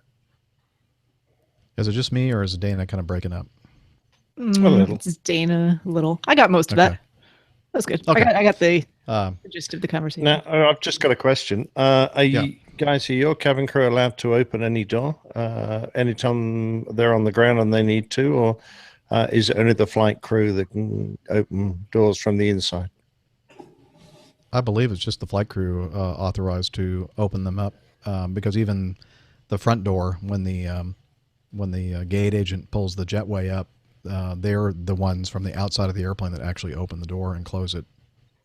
Yeah, so that's the same with us. And the reason we prefer the doors to be open from the outside is because if the door has accidentally been left armed, then the action of opening the door from the outside, assuming it's the same on your type, disarms the door. So there's absolutely no chance of the slide going off and the door emergency opening system being activated. So it's not the same for us. No. So if someone opens it from the outside, the door should whack him in the face. If the flight attendants have failed to disarm what we call it GIRT bar, G-I-R-T bar. So the process that they have when we're pulling into the gate is, to disarm the doors. And there's a little piece of strip of metal that is attached to the door itself, so that if it's opened, it pulls the slide and everything out with it. So they have to disarm. In our airplane, disarming is not a switch or a lever. It's actually taking that lever, that GIRT bar, away from the clips that are attached to the door and putting them into the floor itself. Yeah. Yes. It's a little bit old-fashioned. Low tech. Yeah, very low tech. Effective. But there have been instances that The door was not disarmed, and the girt bar was actually still engaged in the clips in the door. The door is open, and guess what? Yep, the slide. That could be quite dangerous. Oh, very dangerous. Yeah, unsuspecting person on the other side of the door. And just yep, face on the slide. Okay, well, and the Airbus, when it's moved, the lever's moved from the outside. If it's been left unarmed, it will. First thing that lever does is to disarm the door. So that's why we like it to be open from the outside. The cabin crew generally aren't allowed to open the door. Only the most senior of the cabin crew does, because although they've all been trained, they're perhaps not as experienced in the industry as others. So just to prevent accidental firing of the doors in the armed mode, the only people allowed to open the doors on our aircraft are the flight crew and the most senior cabin crew member. Unless you're unless you're a particular airline flight attendant, grabs a few bottles of wine, a few bottles of liquor, opens the door and gets off the aircraft and runs away and quits your job. Yeah. That's true, JetBlue. But I think it was, to be fair on him, it was one beer. So it's not like he was stealing the whole bar. Hardly worth the effort. Jeez. I know. I would have taken the whole cart with me. So it's a bit hard to get on the slide. Getting back to the air stairs, an interesting thing that happened, many of us had the same experience of being displaced from the 727 when we started retiring them. And many of us opted to go to the Mad Dog. And our experience with the air stairs, as Dana mentioned, on the 727, that was actually a structural thing. I mean, those air stairs had to be down before you did passenger loading and unloading, because it affected the center of gravity of the airplane. And depending on what the fuel load and cargo load was, it was possible for the airplane to actually tip back on its tail and the nose come up. And that's not a good thing. So many of us, when we made the transition to the McDonnell Douglas product, still thought in our head that, we can't board the airplane right now because the air stairs are still up. And some guys would actually get freaked out about it, and then you'd have to remind them, no, that's not the same thing as the 727. This is different. It's just, those aren't structural at all. They're just kind of hanging down. So anyway, thought I'd mention that. Thank you, Christian, for your great question. I know, I was just hanging down. Just going to leave that comment alone. That's what she Thank said. you. Yes, that is what she said. And then if you put any pressure on it, it would retract. Mm-hmm. That's definitely what she says. Okay, here we go. That's what she said. There you go. You happy? Yeah, lots. Thanks. Let's see. Ben sent this in for us. As I'm a Kiwi, there isn't much available on Kiwi Aviation podcasts, so I'm forced to listen to this one. Actually, I can't put that in. He didn't say that. He said there isn't much available on Kiwi Aviation. I just kind of read between the lines and what he was implying, I think. Anyway, he says, I really enjoy your podcast. Now, for a couple of questions. Number one, as I'm too young to go solo currently, my parents think I'll make a hash of a landing. Are there any suggestions from the APG crew on how to change my parents' minds? I'd say that they're probably right. No. I would say, I think you're going to. Oh, God. Ben. I was just kidding around. I would say that age is no precursor to doing a hashed landing. I mean, I'm 63 and I'm still doing hash landings. I was going to say even hash shave jobs too. Yep.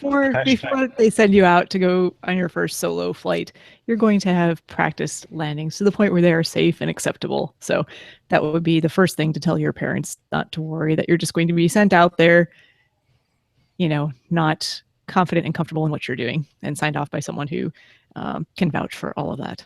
So. Yep. Yeah. Anyway, if you haven't done a few bad landings in your life, you haven't lived. You have not lived. Wow. It's so much fun. Yeah, exactly. Apologizing to everyone, apologizing to the passengers, to the first officer, to the rest of the crew. Yeah. Mm-hmm. Well, it's just like being a doctor. If you look at a doctor, they're all in the practice. Careful. No. Let him talk. So let him dig his hole. Come on. I'm digging my hole. But, doctors are always practicing medicine, right? There's no exact science to it. Well, except for Dr. Steph with the exact needle placement. Yes, but there's some exact. There are certain sciences that are exact science. There's an art to it. There is a certain art, but there's also a certain art to landing. We're all practicing our landings. Correct. Every single time we land, it's a practice landing. And remember this: if it doesn't look right, you can always go around. You could always. Sorry, I didn't give you enough.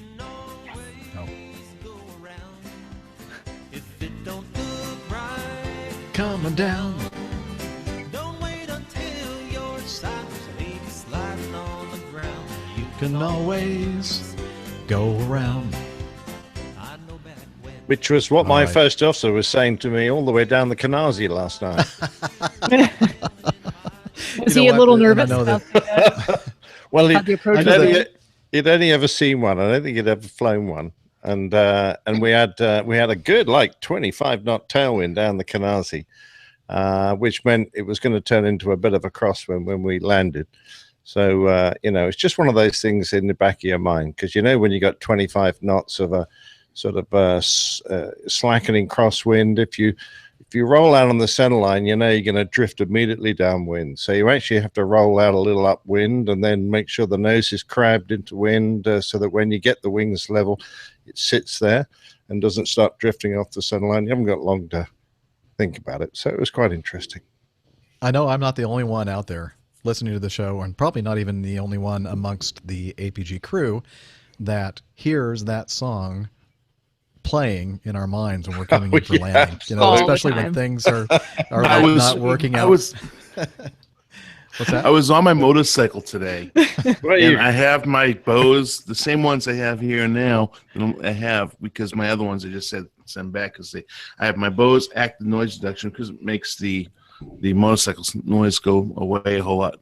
And I'm listening to the APG show, and I'm thinking to myself, he's going as I'm riding my motorcycle. It was sick. Yeah, but you can't go around on your motorcycle. No, Liz brought up a very valid point. You can go around on my motorcycle. You can go around the block if you miss your, if you're not going to make your turn. Or I can go around. I can go around there's certain words I can't use that cut me off. I can go around them, hopefully, and then I can go around the pothole, and I can go around the manhole, and I can go around. Yeah, so that was going through my mind the entire time on my motorcycle. I guess I have the APG syndrome. I'll grant that then.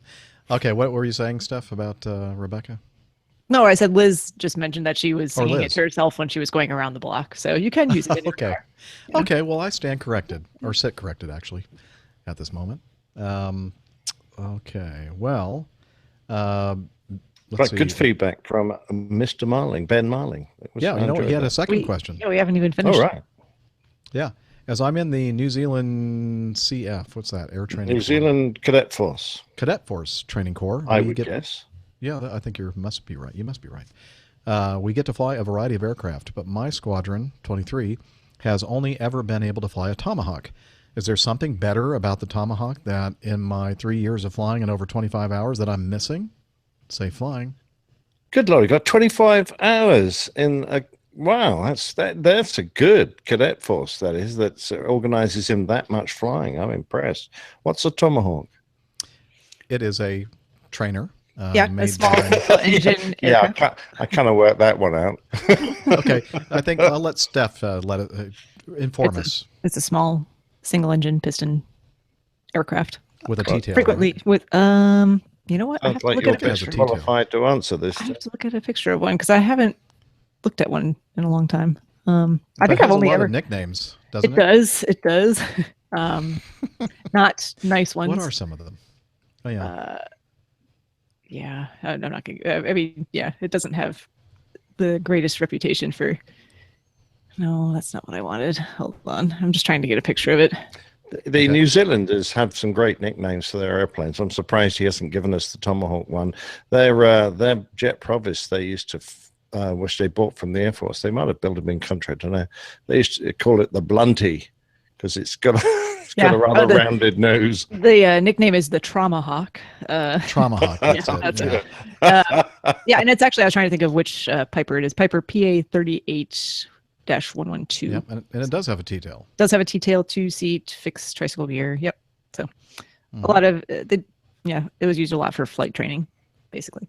And I might point out that his squadron, number 23 squadron in the RAF, was a Phantom squadron. Good number. Excellent. Okay, I have to interrupt you. I've been saying Trauma Hawk since we started talking about this, but I didn't realize I was muted? Your mic off. I was muted. I'm feeling like yelling? this is Why it's a can't they Trauma hear me? Hawk. It's I a was trying Trauma to think Hawk. of, Like, you guys hear me? For it. I know it's not a very nice one. Sure, you're an airline pilot, Dana. You know how many PAs Dana makes to his passengers but doesn't realize that he's not talking to them? And the captain just looks over at him and just smiles. Yeah, like, That's nice. No, the captain looks over at me and says, "That's the best PA I've heard all day." Oh boy. Yeah. So Well, the Ben, problem thanks is for that the problem is when you don't move the window at all, the Google, like where it shows that the video is on and off and where the mic is on and off, it disappears. Mm-hmm. So like right now, I don't have, all I see is live in our 4 photo, videos. And then until I move my mouse, it doesn't show whether I'm muted or not. If you look down at the very bottom where it's the 4 small pictures, it will show you. Mute yourself and see if you see it down there. Obviously, he's muted. Yes. Yeah. Okay. Yeah. So yes, I see the red little microphone. Yeah. All right. So There you go. State the obvious. Thank you. You're welcome. I'm muted now. Sometimes it's in the details, I'll just mute it now. I'm done. Bye bye. Don't worry, Dana. It's almost as complicated as rocket science. No, it's almost as complicated as operating an Airbus. Gonads are useful for their purpose, but they are no substitute for brains. Okay. No, Captain L, I've never spun a PA-38, and I have no intentions to ever do it. I don't know if we actually answered his question. Is there something better about the Tomahawk than, like, say, a Cessna 150 or 152? I don't think it really matters. It's an Yeah. airplane and it flies and it serves the same purpose as the rest of them. Yep. There's always going to be little differences between all of them. So I guess the answer is no. Nope. You haven't missed anything. And Ben, good luck with convincing your parents to solo. I'm sure you'll be able to figure it out, and you'll do fine. yes, and best of luck. Keep us updated. So. Yes. He says there's a good rib place down the road. So. Oh yeah, that's true. Yeah, tomorrow. I'm not gonna go back to the UK. I'm gonna take my airplane to New Zealand and visit your rib place, mate. So get it all teed up for me, will you? Captain Al, I do not have a death wish. I'm responding to his comment in the chat room that I can't say on air. Okay, yeah, please don't read everything. That I he's will writing in the not. chat I room. promise I'm not going to say that. But I'm responding that I don't have a death wish. Okay. Moving on, as Matt Smith from the PT UK likes to say. Moving on, family show. Paul writes, I'm sure I'm not the only listener who will send you this. Actually, I think that he was the only, as far as I know. Maybe somebody over there in the other email thing did. But he sends us a link to an article from Slate about, the title of it is How We Ruined Airline Jobs. He says, I'm a listener from Medellin, Colombia, and I live close enough to the JMC Rio Negro International Airport to see aircraft on final approach and departure. It's Airbus country down here, with most of the aircraft being 320s, 319s, 318s, and 321s. And thank you for not using apostrophes in those. That was perfect. Great, Paul. Thank you. Perhaps as an idea for a segment would be to have your listeners around the world describe their local aviation scene. Colombia, for example, within the Intertropical Convergence Zone, has challenging weather, approaches, and high-altitude airports. But I bet it's beautiful. Anyway, that's Paul Mayne, M-A-Y-N-E. Thank you for sending in this link to this article. I'm not going to read the entire thing, but as I mentioned, it's from Slate magazine or the Slate website. And I'll just start off with the very first part of the thing. Working in aviation has lost its glamour. It happened, and we say that all the time. It's a glamorous lifestyle. It happened because the law gave carriers every advantage over their workforces, and because we demanded lower airfare. And this is by the author is Jeff Friedrich. And he said, nobody wants to be a pilot anymore. As the airlines tell it, a so-called pilot shortage has made it impossible to staff their fleets, forcing them to cancel flights and park hundreds of airworthy airplanes in the desert. One airline ventured to blame its 2016 bankruptcy on its inability to hire enough pilots. And even at always profitable and carefree Southwest Airlines, the challenge of recruiting millennial aviators keeps middle management awake at night. The biggest problem, a Southwest executive told Bloomberg, is a general lack of interest in folks pursuing this as a career anymore. And then he goes on in the article to talk about why it is that nobody seems to be interested in doing this job anymore. Of course, we're seeing now that this is possibly turning around, but as we've mentioned also many times in the show, it may be a little bit too late. That they should have realized by making this job not so enjoyable and lucrative years ago, while they were making or trying to stay alive or make profits, they ended up shooting themselves in the foot and making it such that nobody really wants to fly airplanes when they can do some other job out there that makes much better money and has better benefits. And if they still have a passion for flying, they can go out to their local FBO and rent an airplane or buy their own and fly themselves. What do you all think? Did you have a chance to read this article at all? Anyone? Oh yeah, I read it with great interest, Jeff. Mm-hmm. I like his analysis of the strengths and weaknesses of Chapter 11. How although it did save some airlines, it also allowed other airlines to use the facilities in it to take advantage in various ways, which he explains quite well, and I wouldn't be able to do nearly as well. And also how the big airlines have really got the regionals under their thumb, and the contracts which they force them to accept make the regionals very difficult. Makes it very difficult for them to create a profit, which obviously reflects then on their pilot pay, which therefore reflects on recruitment, and that enormous pool of pilots that were waiting in those regionals to get up into the majors is becoming smaller and smaller as the regionals now find that the conditions of service for their pilots are so poor that quite rightly no one wants to take it up as a career anymore. Yep. It's a good read, by the way. We'll put a link to this article in the show notes for you to read it as well, but he's spot on in so many ways. Why this, whatever you want to call it, pilot shortage or lack of pilots willing to do this work for the wages and benefits that are existent now. To me, it means the same thing. We can't find good, qualified people to fill all of the jobs that are out there to be filled. Yeah, it's funny. I mean, I didn't get a chance to read the whole article, but just, the first few points he makes, especially the kind of the summary about how, the way things have become restructured to give the companies the advantage and be able to dictate their own terms and policies. I see a lot of similarities there with the way medicine has gone these days too. So I'm definitely gonna read this article because there's a lot to be gained from it, I think, at least for going forward. I think it's the same one I actually read on Facebook and shared. I haven't read it as of yet, but from what the conversation in describing it, there's some background there. I think there's some information there that's absolutely correct. I think some of it's a little jaded towards the fact that I don't think this person enjoyed what they did. I really think this pilot shortage is absolutely here. However, there's going to be there's always fluctuations in this business. And I see a bit of a downturn coming in it. So it will self-correct itself a little bit. But yeah, I really think I agree with most of what this article says about the fact that we're hurting, and worldwide we're hurting. There's never been a draw on pilots like this throughout the world as there is today. So I think we're going to see we could see some shrinkage in the airlines. I really do, especially in the United States.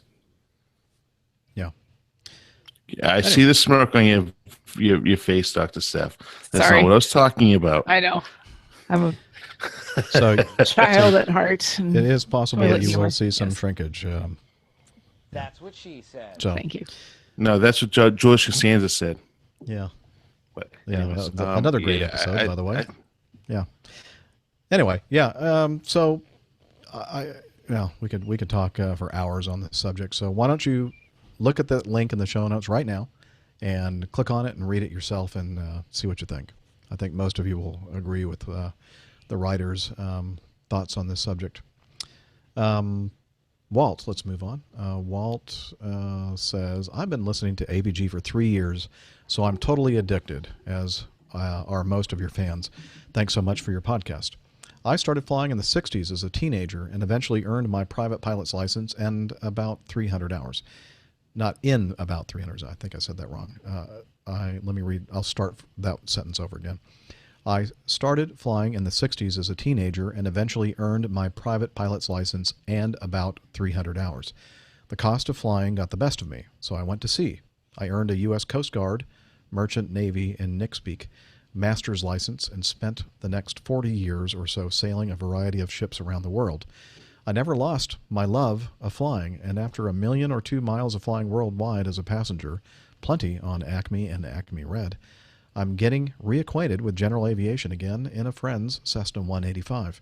Your discussion of CRM, cockpit resource management or crew resource management or whatever they're calling it now, is especially interesting since we went through the same training with our bridge recourse management program in the early 90s. Breaking the captain is God conditioning we all learned from the beginning was difficult, but eventually it happened, at least to some degree, depending on your company. I presume the same went on in the airline world? Yes. I would be interested in your view. I've always thought that my early introduction to airline aviation made training for a career at sea so much easier. If I had the same choice today, I think I would probably have stayed with flying, but that's history now. I can't complain since a career at sea has been very good to me as well. Donation to the coffee fund is on the way. Thanks again, Walt. Yes, Walt is one of the folks that we mentioned at the beginning of the show, that he made a nice contribution to our coffee fund. And thank you, we Walt. Do appreciate that. Yes. CRM is something that I think a lot of different fields are taking advantage of, but specifically your question about the captain is God kind of thing. Yes, we have made that same transition in the airline world. And when I was first hired by Acme almost 30 years ago, there was still a little bit of some of that left with the older folks in the seniority list. And but within a few years, most of us left over were coming from backgrounds where the captain is king or captain is God kind of style of managing the resources of your crew were kind of waning.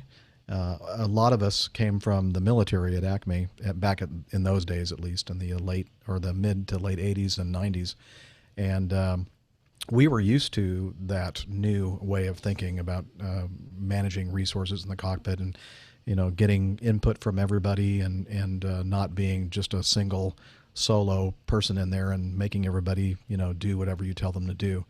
But occasionally you would hear stories about folks like that, and guess what? Some of those kind of personalities are still out there, even young people. So I think that there's a certain percentage of people that have that kind of that kind of personality and style of management, or I hate to use the word leadership in this case, but that's still out there a little bit, but to a much smaller degree than it was a few decades back. Anything that you want to input about that? I know that the same can be said about the medical world as well, Steph, right? Yeah, absolutely. It applies a lot to especially procedural stuff. There's a lot of checks and balances there, and everyone's encouraged to speak up and make sure that we're all on the same page and doing what's supposed to be done. So, and there's a lot of training and reminders that if you're the one who's perhaps in the more of the command role there, if you're the physician, if you're the one doing the procedure, to be receptive to constructive feedback and questioning. It's that whole practice with a questioning attitude, and I think that applies to so many things in life. It's not just aviation or medicine anymore, and I think we're all better off for it. So. Yeah, I think there's two main areas it has affected our safety. First of all, the captains are almost certainly more responsive, more able to now train to listen to every voice, whether it actually comes from the cabin crew, the back of the cabin, the most junior girl who's seen something, to everyone on the crew, and gives them an ear so that vital information doesn't get missed. But more importantly, I think the first officers now feel empowered to be able to confront a captain who is quite obviously doing the wrong thing, either with a baseball bat or perhaps more conventionally with with just a firm no, captain, you're wrong, or no, we're not doing this right, with I got to go around, or you're going to have to give me control, or they feel able, so they know they will be backed up by the system now. Whereas in the old days, if a junior first officer had taken on a captain who he could see was obviously making a mistake, he would probably have been chastised for it. So hopefully those days are gone. And even in general aviation flying, if I have passengers with me, I will brief them that they have a set of eyes and ears as well, and they can speak up and bring things to my attention if they notice something that they think is of concern or importance. And I certainly want them to be on the lookout for other air traffic. And just because you see it, don't assume that I saw it as well. So I want people to feel empowered to be able to give feedback. So, what do you think, Dana? Unmute. Unmute, unmute, unmute.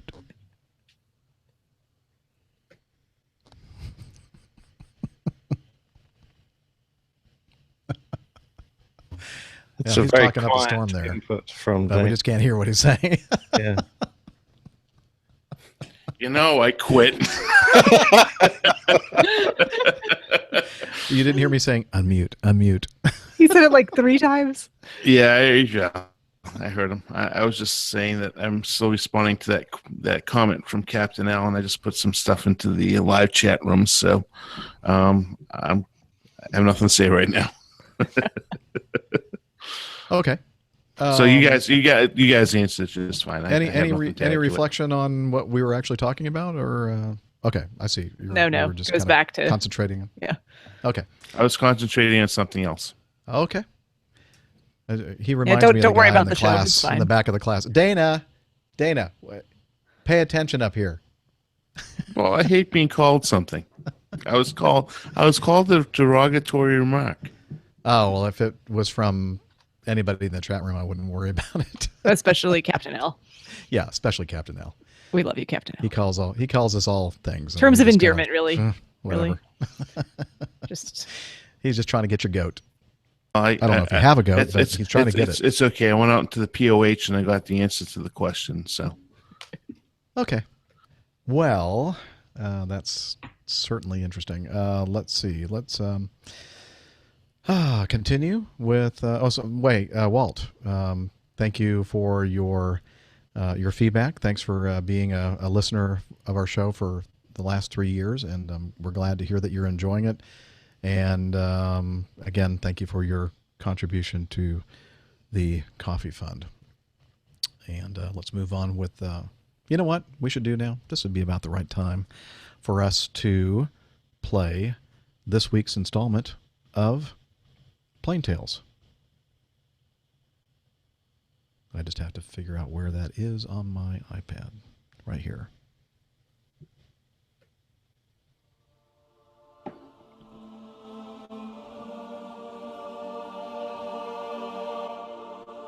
The Old Pilot's Plain Tales. The Plain People. None of what follows are my words. This is a mosaic, a montage from a terrifying day some 16 years ago. However, from the horror came something very special. They codenamed it Operation Yellow Ribbon. It was a system hastily set up to keep track of the 224 diverted planes and the more than 33,000 displaced passengers on board. One by one, the planes landed in places with names unfamiliar to many of the unexpected guests: Goose Bay, Gander, and Stephenville, and larger centres such as Moncton, St. John's, Halifax, Montreal, Toronto, Winnipeg, Calgary, and Vancouver. The smaller airports had not been built to accommodate such large numbers of additional aircraft, so the planes were directed away from the terminal buildings and onto the runways where they were stacked up. When they were allowed to disembark, men could only bring what was in their pockets. Women were allowed to carry with them one very small purse. Medication, toiletries, and other personal items were left behind. As soon as word spread that flights were being diverted their way, St. John's Mayor Dennis O'Keefe said, "All of the agencies, the Salvation Army, the provincial government, and the private sector mobilized in terms of providing food and basic necessities like blankets and toothpaste, the usual things we need in our everyday lives." When the hungry and tired passengers disembarked, they were met by townspeople who had made mountains of hand-wrapped peanut butter and jelly sandwiches and provided donuts, apples, and oranges. The Kaplans were escorted to a frigid ice skating rink, Mile 1 Stadium, where the Montreal Canadiens practice. The Red Cross brought them blankets. The stadium's new scoreboard played first CBC, then CNN news coverage as passengers walked in and were seated. There were gasps as the images from New York filled the screen. We were about 5 hours out of Frankfurt, flying over the North Atlantic, and all of a sudden I was told to go to the cockpit to see the captain. As soon as I got there, I noticed the crew had one of those all-business looks on their faces. The captain handed me a printed message. It was from Atlanta, addressed to our flight, and simply said, "All airways over the continental U.S. are closed. Land ASAP at the nearest airport. Advise your destination." We knew it was a serious situation, and we needed to find terra firma quickly. It was quickly decided that the nearest airport was 400 miles away behind our right shoulder, in the town of Gander, on the Canadian island of Newfoundland. A quick request was made to the Canadian traffic controller, and a turn to Gander was approved immediately. We found out later why there was no hesitation by the Canadian controller approving our request. We were told to get the airplane ready for an immediate landing. While this was going on, another message arrived from Atlanta telling us about some terrorist activity in the New York area. A few minutes later, I went back to the cockpit to find out that some aeroplanes had been hijacked and were being flown into buildings. Our 218 passengers ended up in a town called Lewisport, a while away from Gander. They were put in a high school. If any women wanted to be in a women-only facility, that was arranged. Families were kept together. All the elderly passengers were taken to private homes. A young pregnant lady was put up in a private home right across the street from a 24-hour urgent care facility. The locals were so friendly, and they just knew that we were the plain people. Dear Halifax, my name is John Guidone, and I was the first officer on US Airways Flight 893, departed Frankfurt, Germany, bound for Philadelphia. We are so thankful that we found a safe haven in Charlie Yankee Hotel Zulu. My entire crew wishes to thank the people of Halifax for their extraordinary effort in providing for us in our hour of need. The support that everyone gave us would have been hard to imagine. It was truly a remarkable performance. Certainly none of us will ever forget the terrible events surrounding September the 11th, 2001. But similarly, we will never forget the sincere hospitality that was given to us by the Canadian people. We salute you. Our sincerest thanks for a job well done. The pilot who brought United Airlines Flight 876 to an emergency landing in Yellowknife on September the 11th still has a special place in his heart for this city. Captain Ron Gear was forced to land his Boeing 777 here with 143 passengers and 17 crew aboard after all air travel in Canada and the US was suspended, and planes were forced to land wherever they could following a series of world-changing terrorist attacks that struck the US. He wrote to the Yellow Knifer Sunday, 10 years later, thanking the community for its support. With all the horror taking place in our United States, you made this time more bearable for all of us. I want to personally thank Halifax for opening its doors to all the stranded travellers. It was a comfort to know that my sister-in-law was well taken care of and treated so well. She is blind and does not particularly like to fly, and to have an incident as grave as this without the benefit of seeing what is going on made everything just a little bit different, and that is much more difficult. She is home safely now in Houston, Texas, and I just feel compelled to send you this message of deepest thanks for taking care of Jan and all the passengers that were coming home to America or coming to visit the greatest country in the world. We are all good people, and you in Halifax have shown your everyday face of goodness and heart in an international format. During this crisis, your everyday spirit of goodwill has taken on a more overt posture that I hope will be recognized by many. My direct thank you to the Timmons family. May God bless Canada, America, and all freedom-loving people in the world. Again, my personal thanks to you, Halifax. Sincerely, a sister-in-law. Halifax International Airport Authority.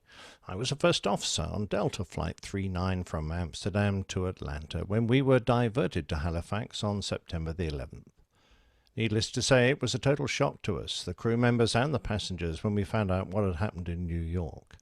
You had approximately 47 aircraft with between 6,000 to 10,000 people arrive unexpectedly in a brief time in distressed state of uncertainty. We waited for about 9 hours for our turn to get deplaned. Air Canada operations kept us informed as best they could of intentions for handling such a huge operation.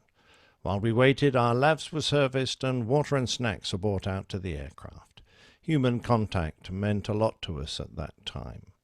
Our passengers were directed to a gate for processing and transportation. Our flight crew was met by an Air Canada representative who took us to a special area where they had food and water available and where we could call our loved ones.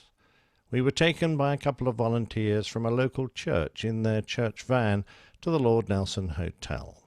Their staff greeted us warmly and got us into our rooms quickly after an 18-hour stressful day.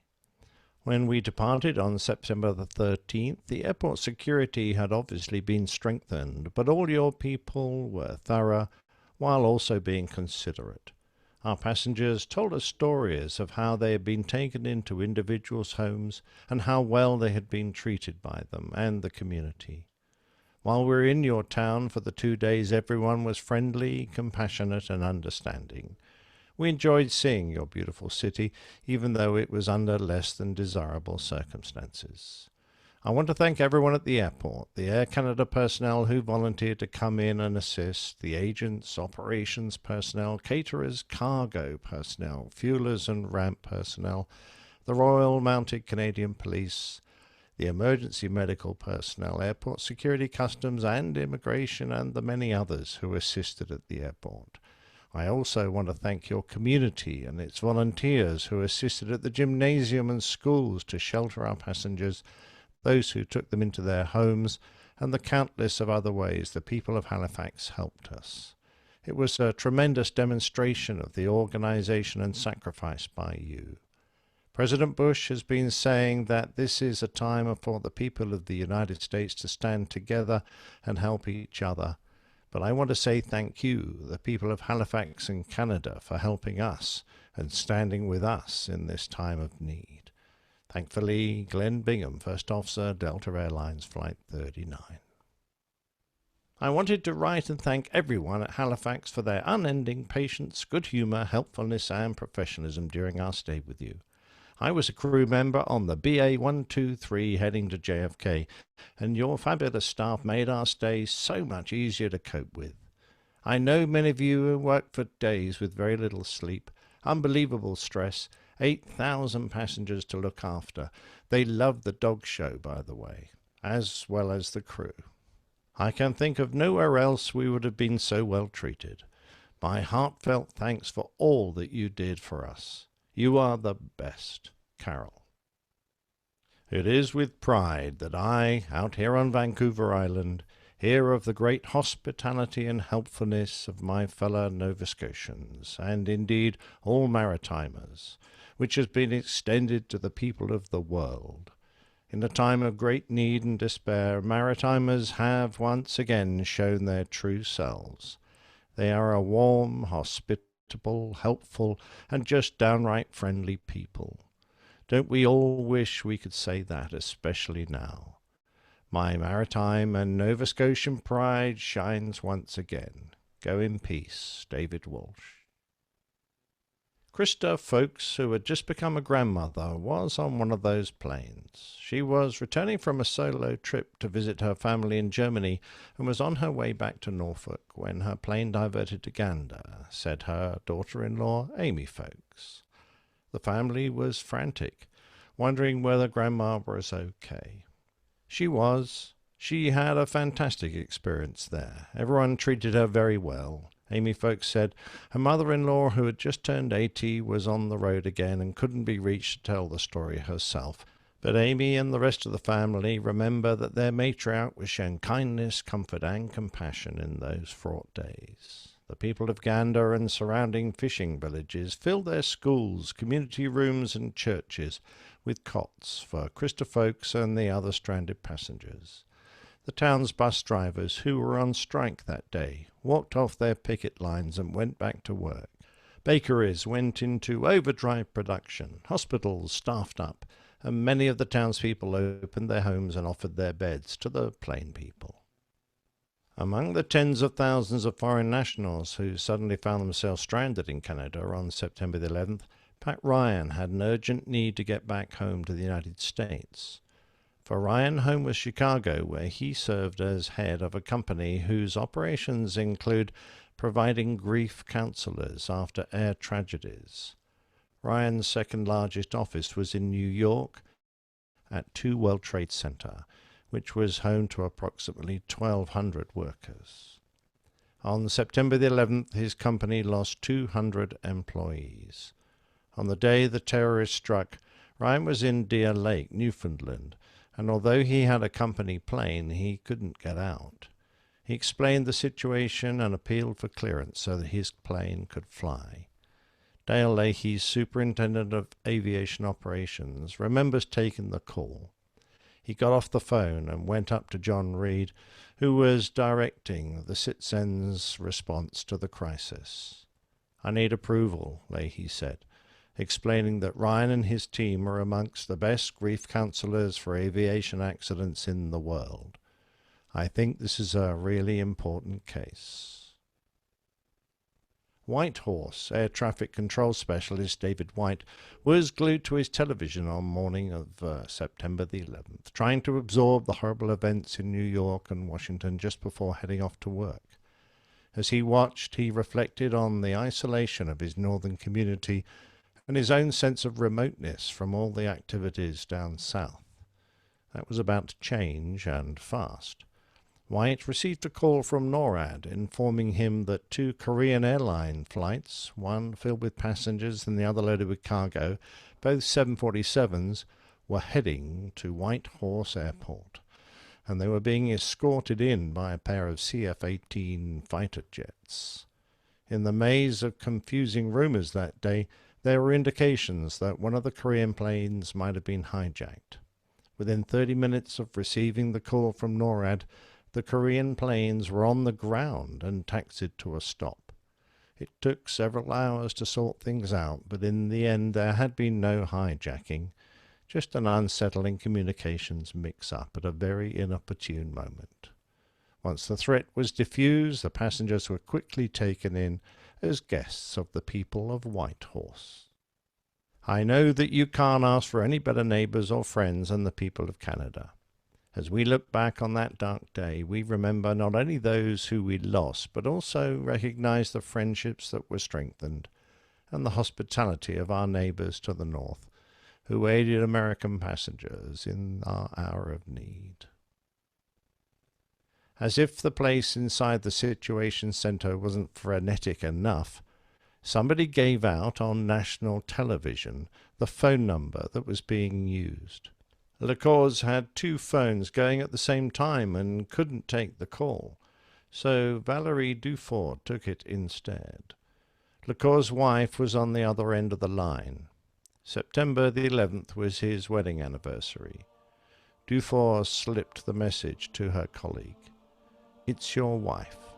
She just wants you to know she loves you.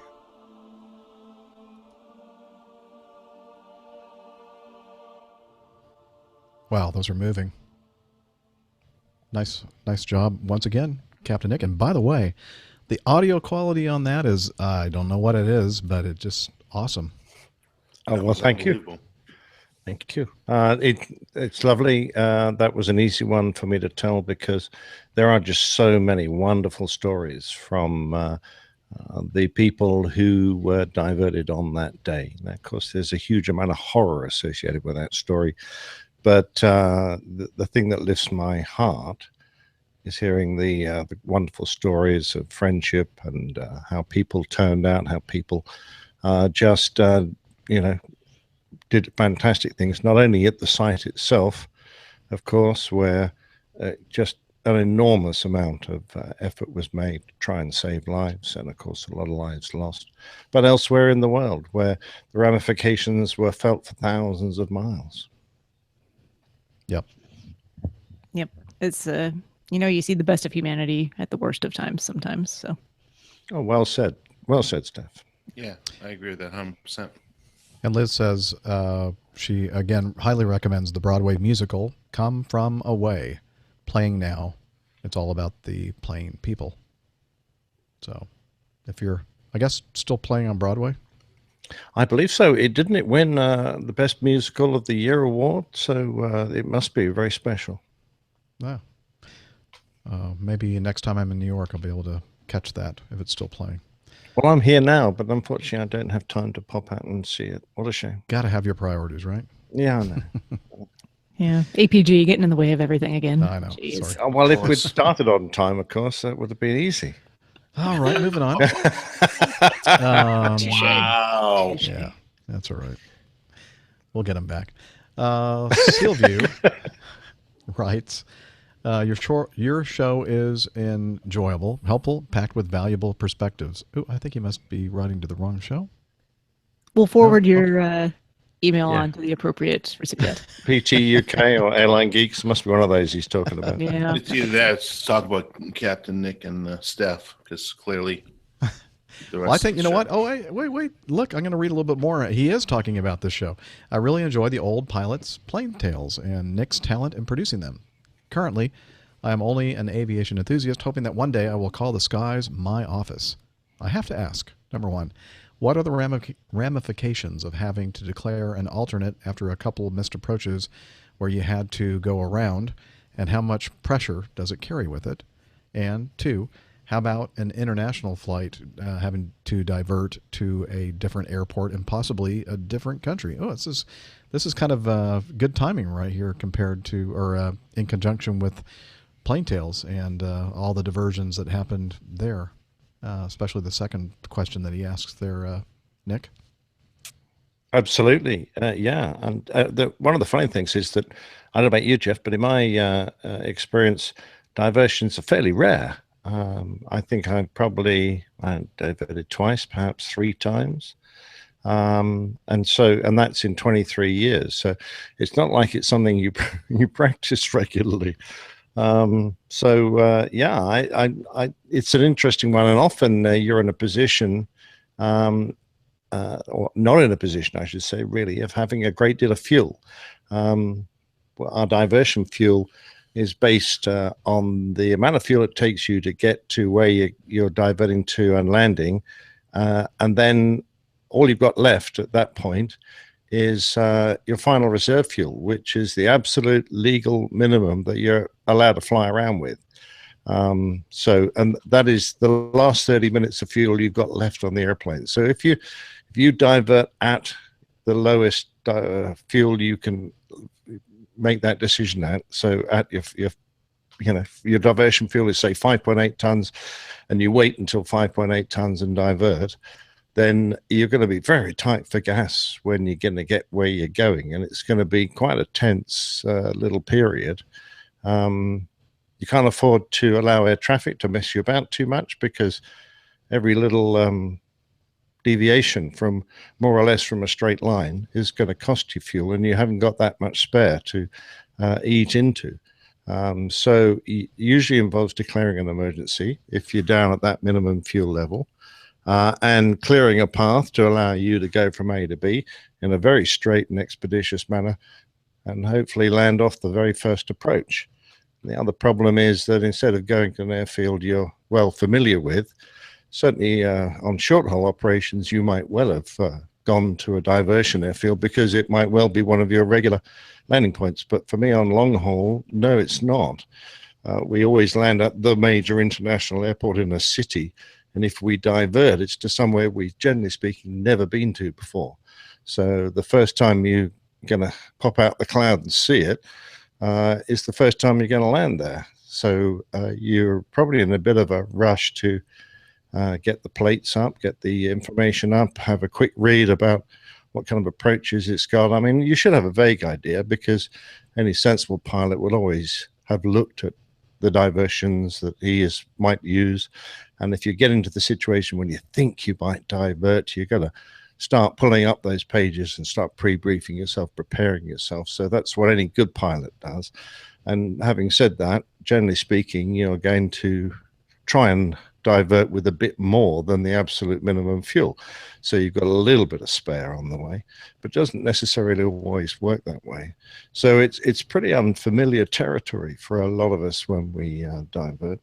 And certainly if your diversion is in a different country, well, once you've declared an emergency, air traffic are going to be pretty understanding, and they're going to let you in and let you land. And that is often, once you're safely on the ground, you think, oh, no, thank heaven that's all over. No, actually, no, wrong. Just beginning. Exactly. That really is the start of your problems. I mean, at least you got the airplane safely on the ground, but that's kind of what we're paid to do. So that's behind you. Now you've got the problems of most of your passengers may not have an immigration visa. They may not be allowed into that country. They may not even be allowed to disembark the aircraft. I remember one of our aircraft diverted on the way to Johannesburg and landed at a French airport, I think, or just on the south coast, French or Italy, somewhere around there, or it might be on one of the islands in the Mediterranean. And they wouldn't let any of the South African passengers off the aircraft because they said, no, you're not allowed in our country. Then you've got a nightmare, because if the crew have run out of duty time and they need to go and rest before they can take the aircraft on, then you can't just leave all these passengers sitting on the aircraft for all this length of time. You're going to have to arrange food. You're going to have to get the toilets regularly emptied. You're going to have to provide fuel for the APU, and they're not going to be happy just sitting on a cramped airplane, particularly if you fuel. So getting to your diversion is often the least of your problems. But it's a very interesting exercise, and it is when a good captain really shows his mettle. It's when a diversion is well organized and the passengers are the end of it. Yeah, so many good points as far as ramifications. You just basically outlined so many of the ramifications involved in proceeding to an alternate, which I think is what he means, not declaring an alternate, because you declare an alternate before you even leave. If the weather is such, or if it's a long-range flight, you must have an alternate declared before you even leave the origin. But as far as ramifications, as far as getting in trouble or something like that, no, I'm not sure if that's what you mean. But there are ramifications, as Nick so eloquently outlined there. And having to divert to a different country, it just seems to me would be a huge nightmare. So, and as Nick also said, most of us will, we look at the figures, the absolute figures for this is how much fuel it's going to take to get from your original destination airport to your alternate, and your reserve fuel remaining. And we always tend to, pad it a little bit personally before we actually pull the trigger, and just to have a little bit of extra wiggle room with a little extra fuel, so that you don't get too the pucker factor doesn't get too high. Captain Mole makes a lovely point when he mentions that as you're heading off towards the airfield, which is your nominated diversion, the last thing you want to hear is that aircraft trying to land there are diverting somewhere else. Yeah, that's not good. A lot of times what happens with, and you made a good point there, Dana and I, the kind of flying we do, most of the time the alternate that we are going to go to is an airport that we've been to, at least a few times, if not more. And so that part of the pucker factor is not so great. However, in coordinating with the dispatcher and looking at the, reality of where they want you to go, and then looking at the weather situation and where you want to go, could be two different things. But of course, the captain's authority always prevails in that case. But when you get to the divert airport, the reason why the dispatcher may be trying to convince you to go to some other airport is the fact that there may already be airplanes there, and they probably already are maxed out for servicing the airplane and passengers and everything else, and you could just be in just quite a pickle, when you finally get. But, most of the time, or all the time actually, once you divert and get on the ground, you can kind of, rest easy and kind of let out a deep breath of air and think, okay, that wasn't fun, but we're on the ground, and now we have more issues to deal with. And as we just said, the story may be just beginning. Yeah.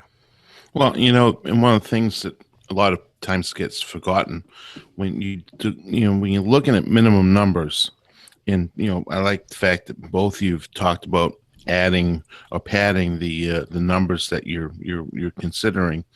The numbers are based on perfect conditions, new aircraft, set weight, zero wind, and that you're going to get to your alternate. So the big thing is the engines are a little bit more worn.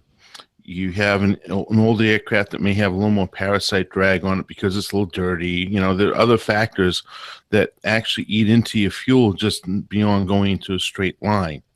So it's always a good idea to pad that fuel number, because that fuel, it's a calculated number.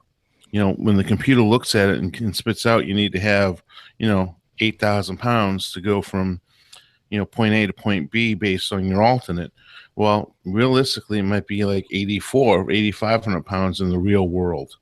So, those are some of the things that as captains, you need to think about and add into your padding and what you think as far as you want to consider in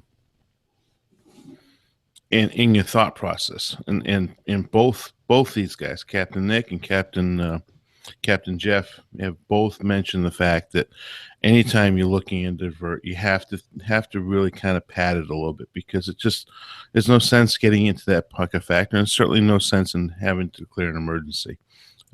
Me personally, never have had to declare an emergency. The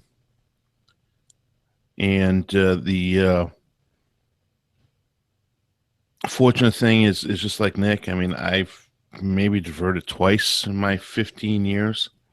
So it's, maybe it's 3 or 4 times. I have to think about the regional days.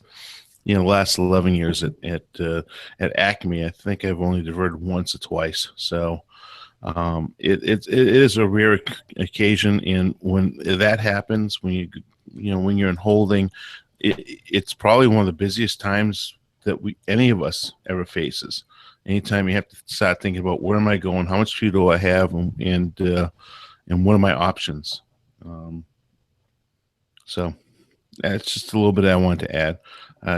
Captain Al said that they actually the computer system takes into account aircraft age and wind. Well, yeah, But you can't take into fact that, like with our aircraft, we have different engine configurations on the aircraft with different bleed configurations.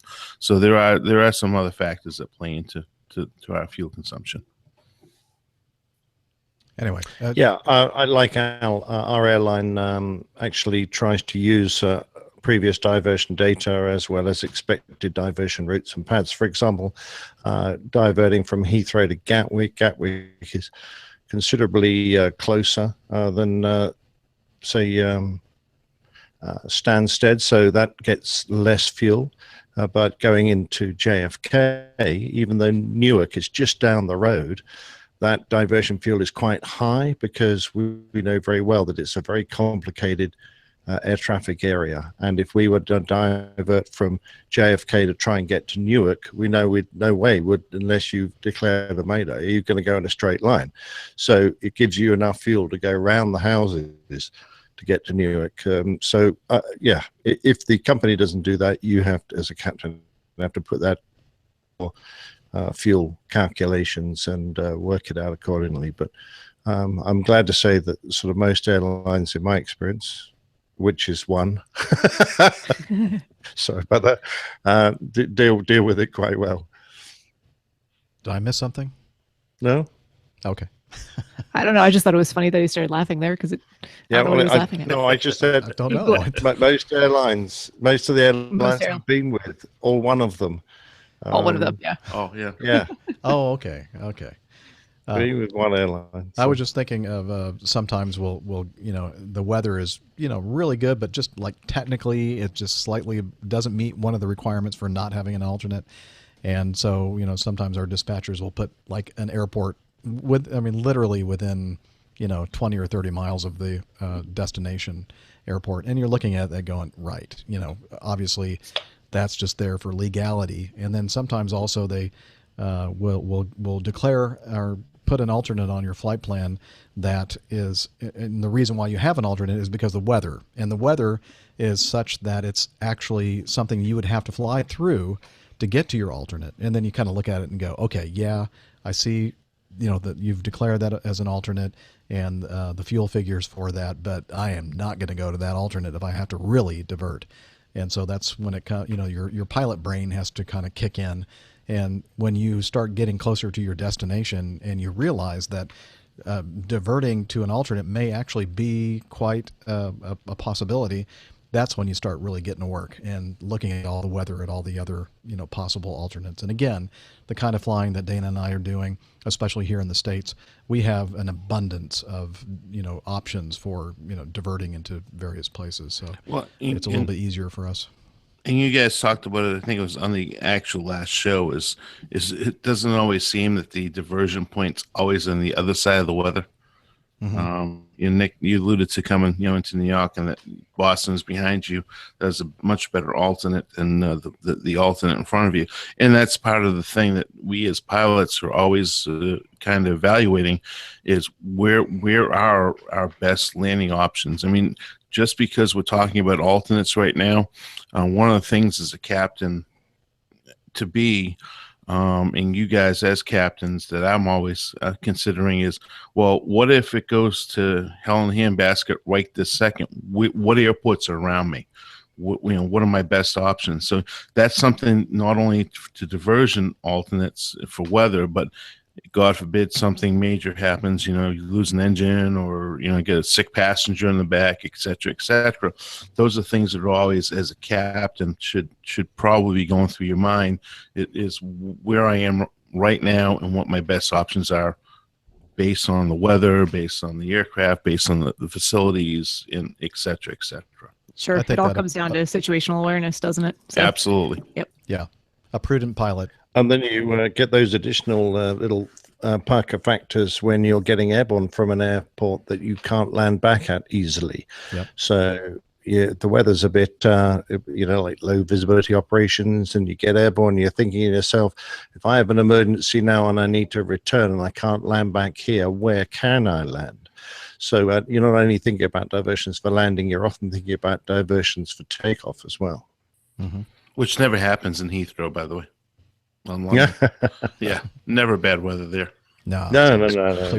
Never get weeks of fog or anything. All right. Anything else to add before we? No, that was a good bit of feedback. Good to see. Yeah, I think that's a good conversation. Yeah, Sylvia. Go ahead.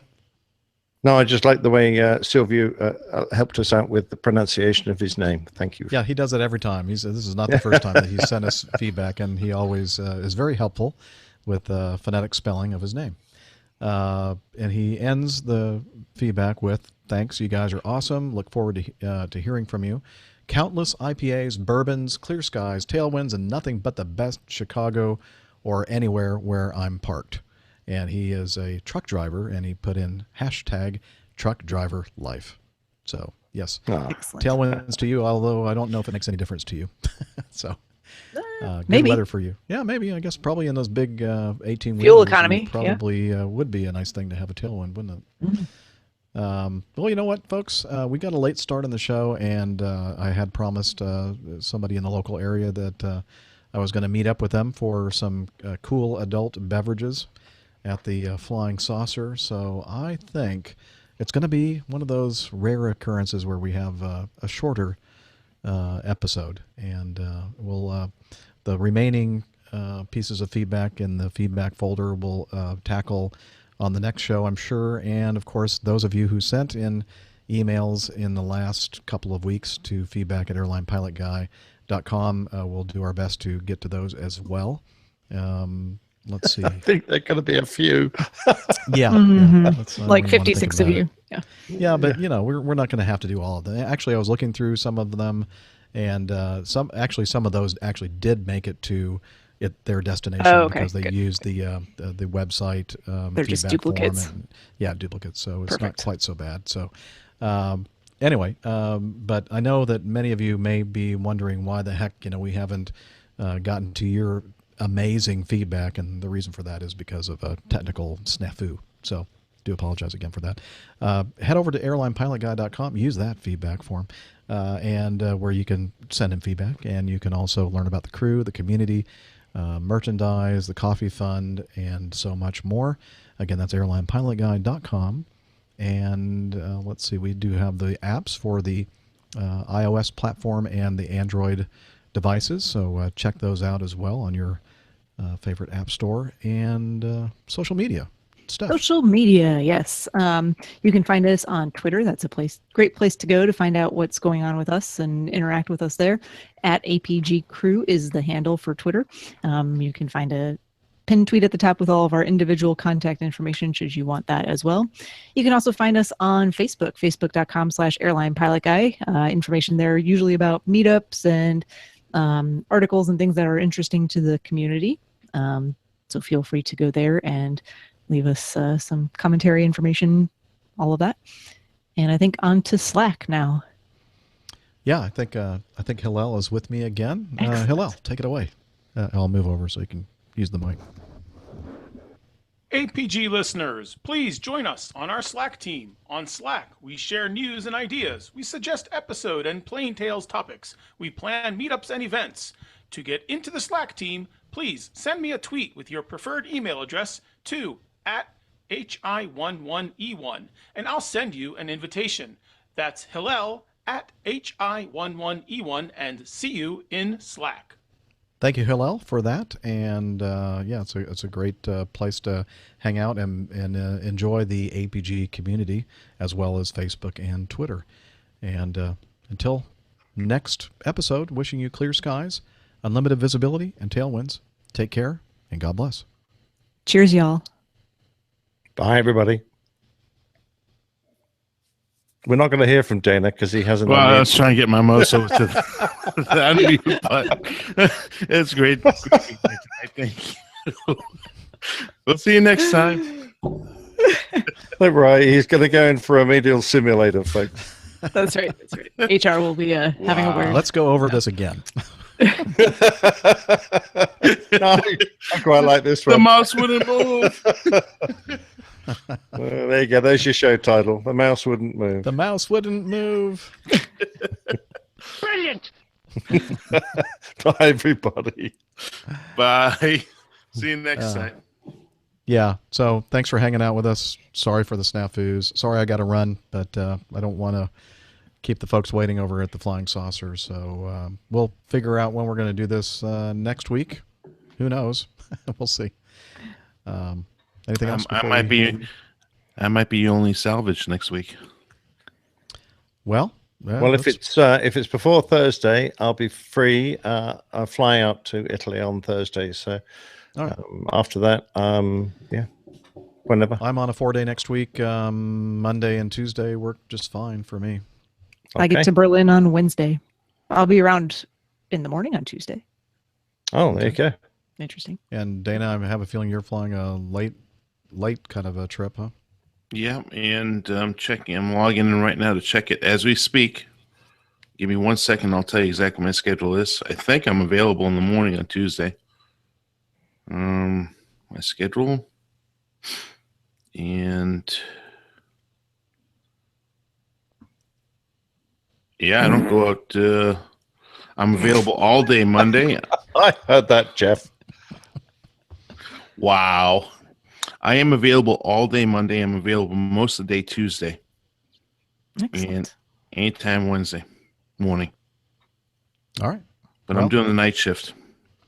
Looks like right now Tuesday might be it. Tuesday morning.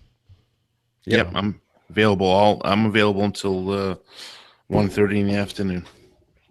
Well, we'll see. What about Miami Rick? When is he going to be available, Steph?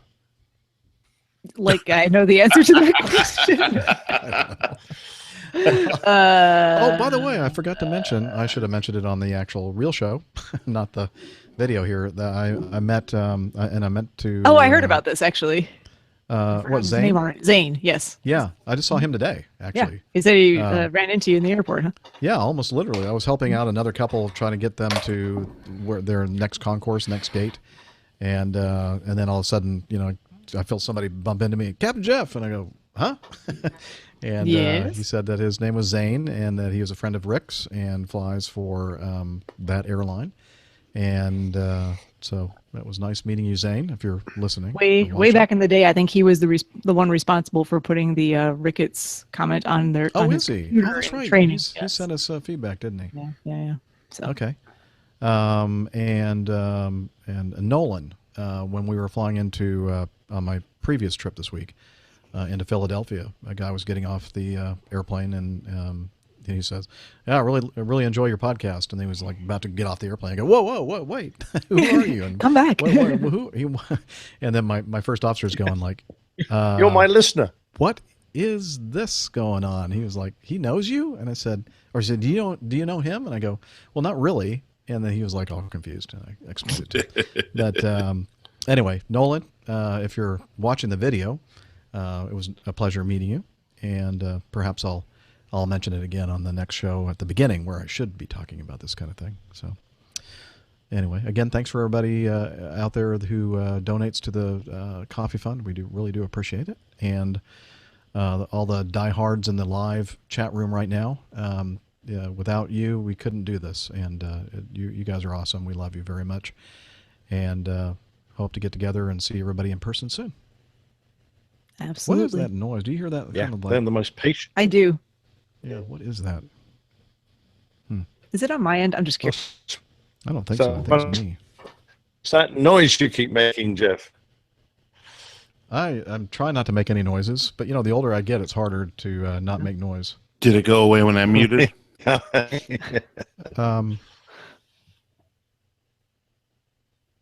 I think I still... Yeah, I think it's on my end. Hold on. I'm going to mute myself and see if it goes away.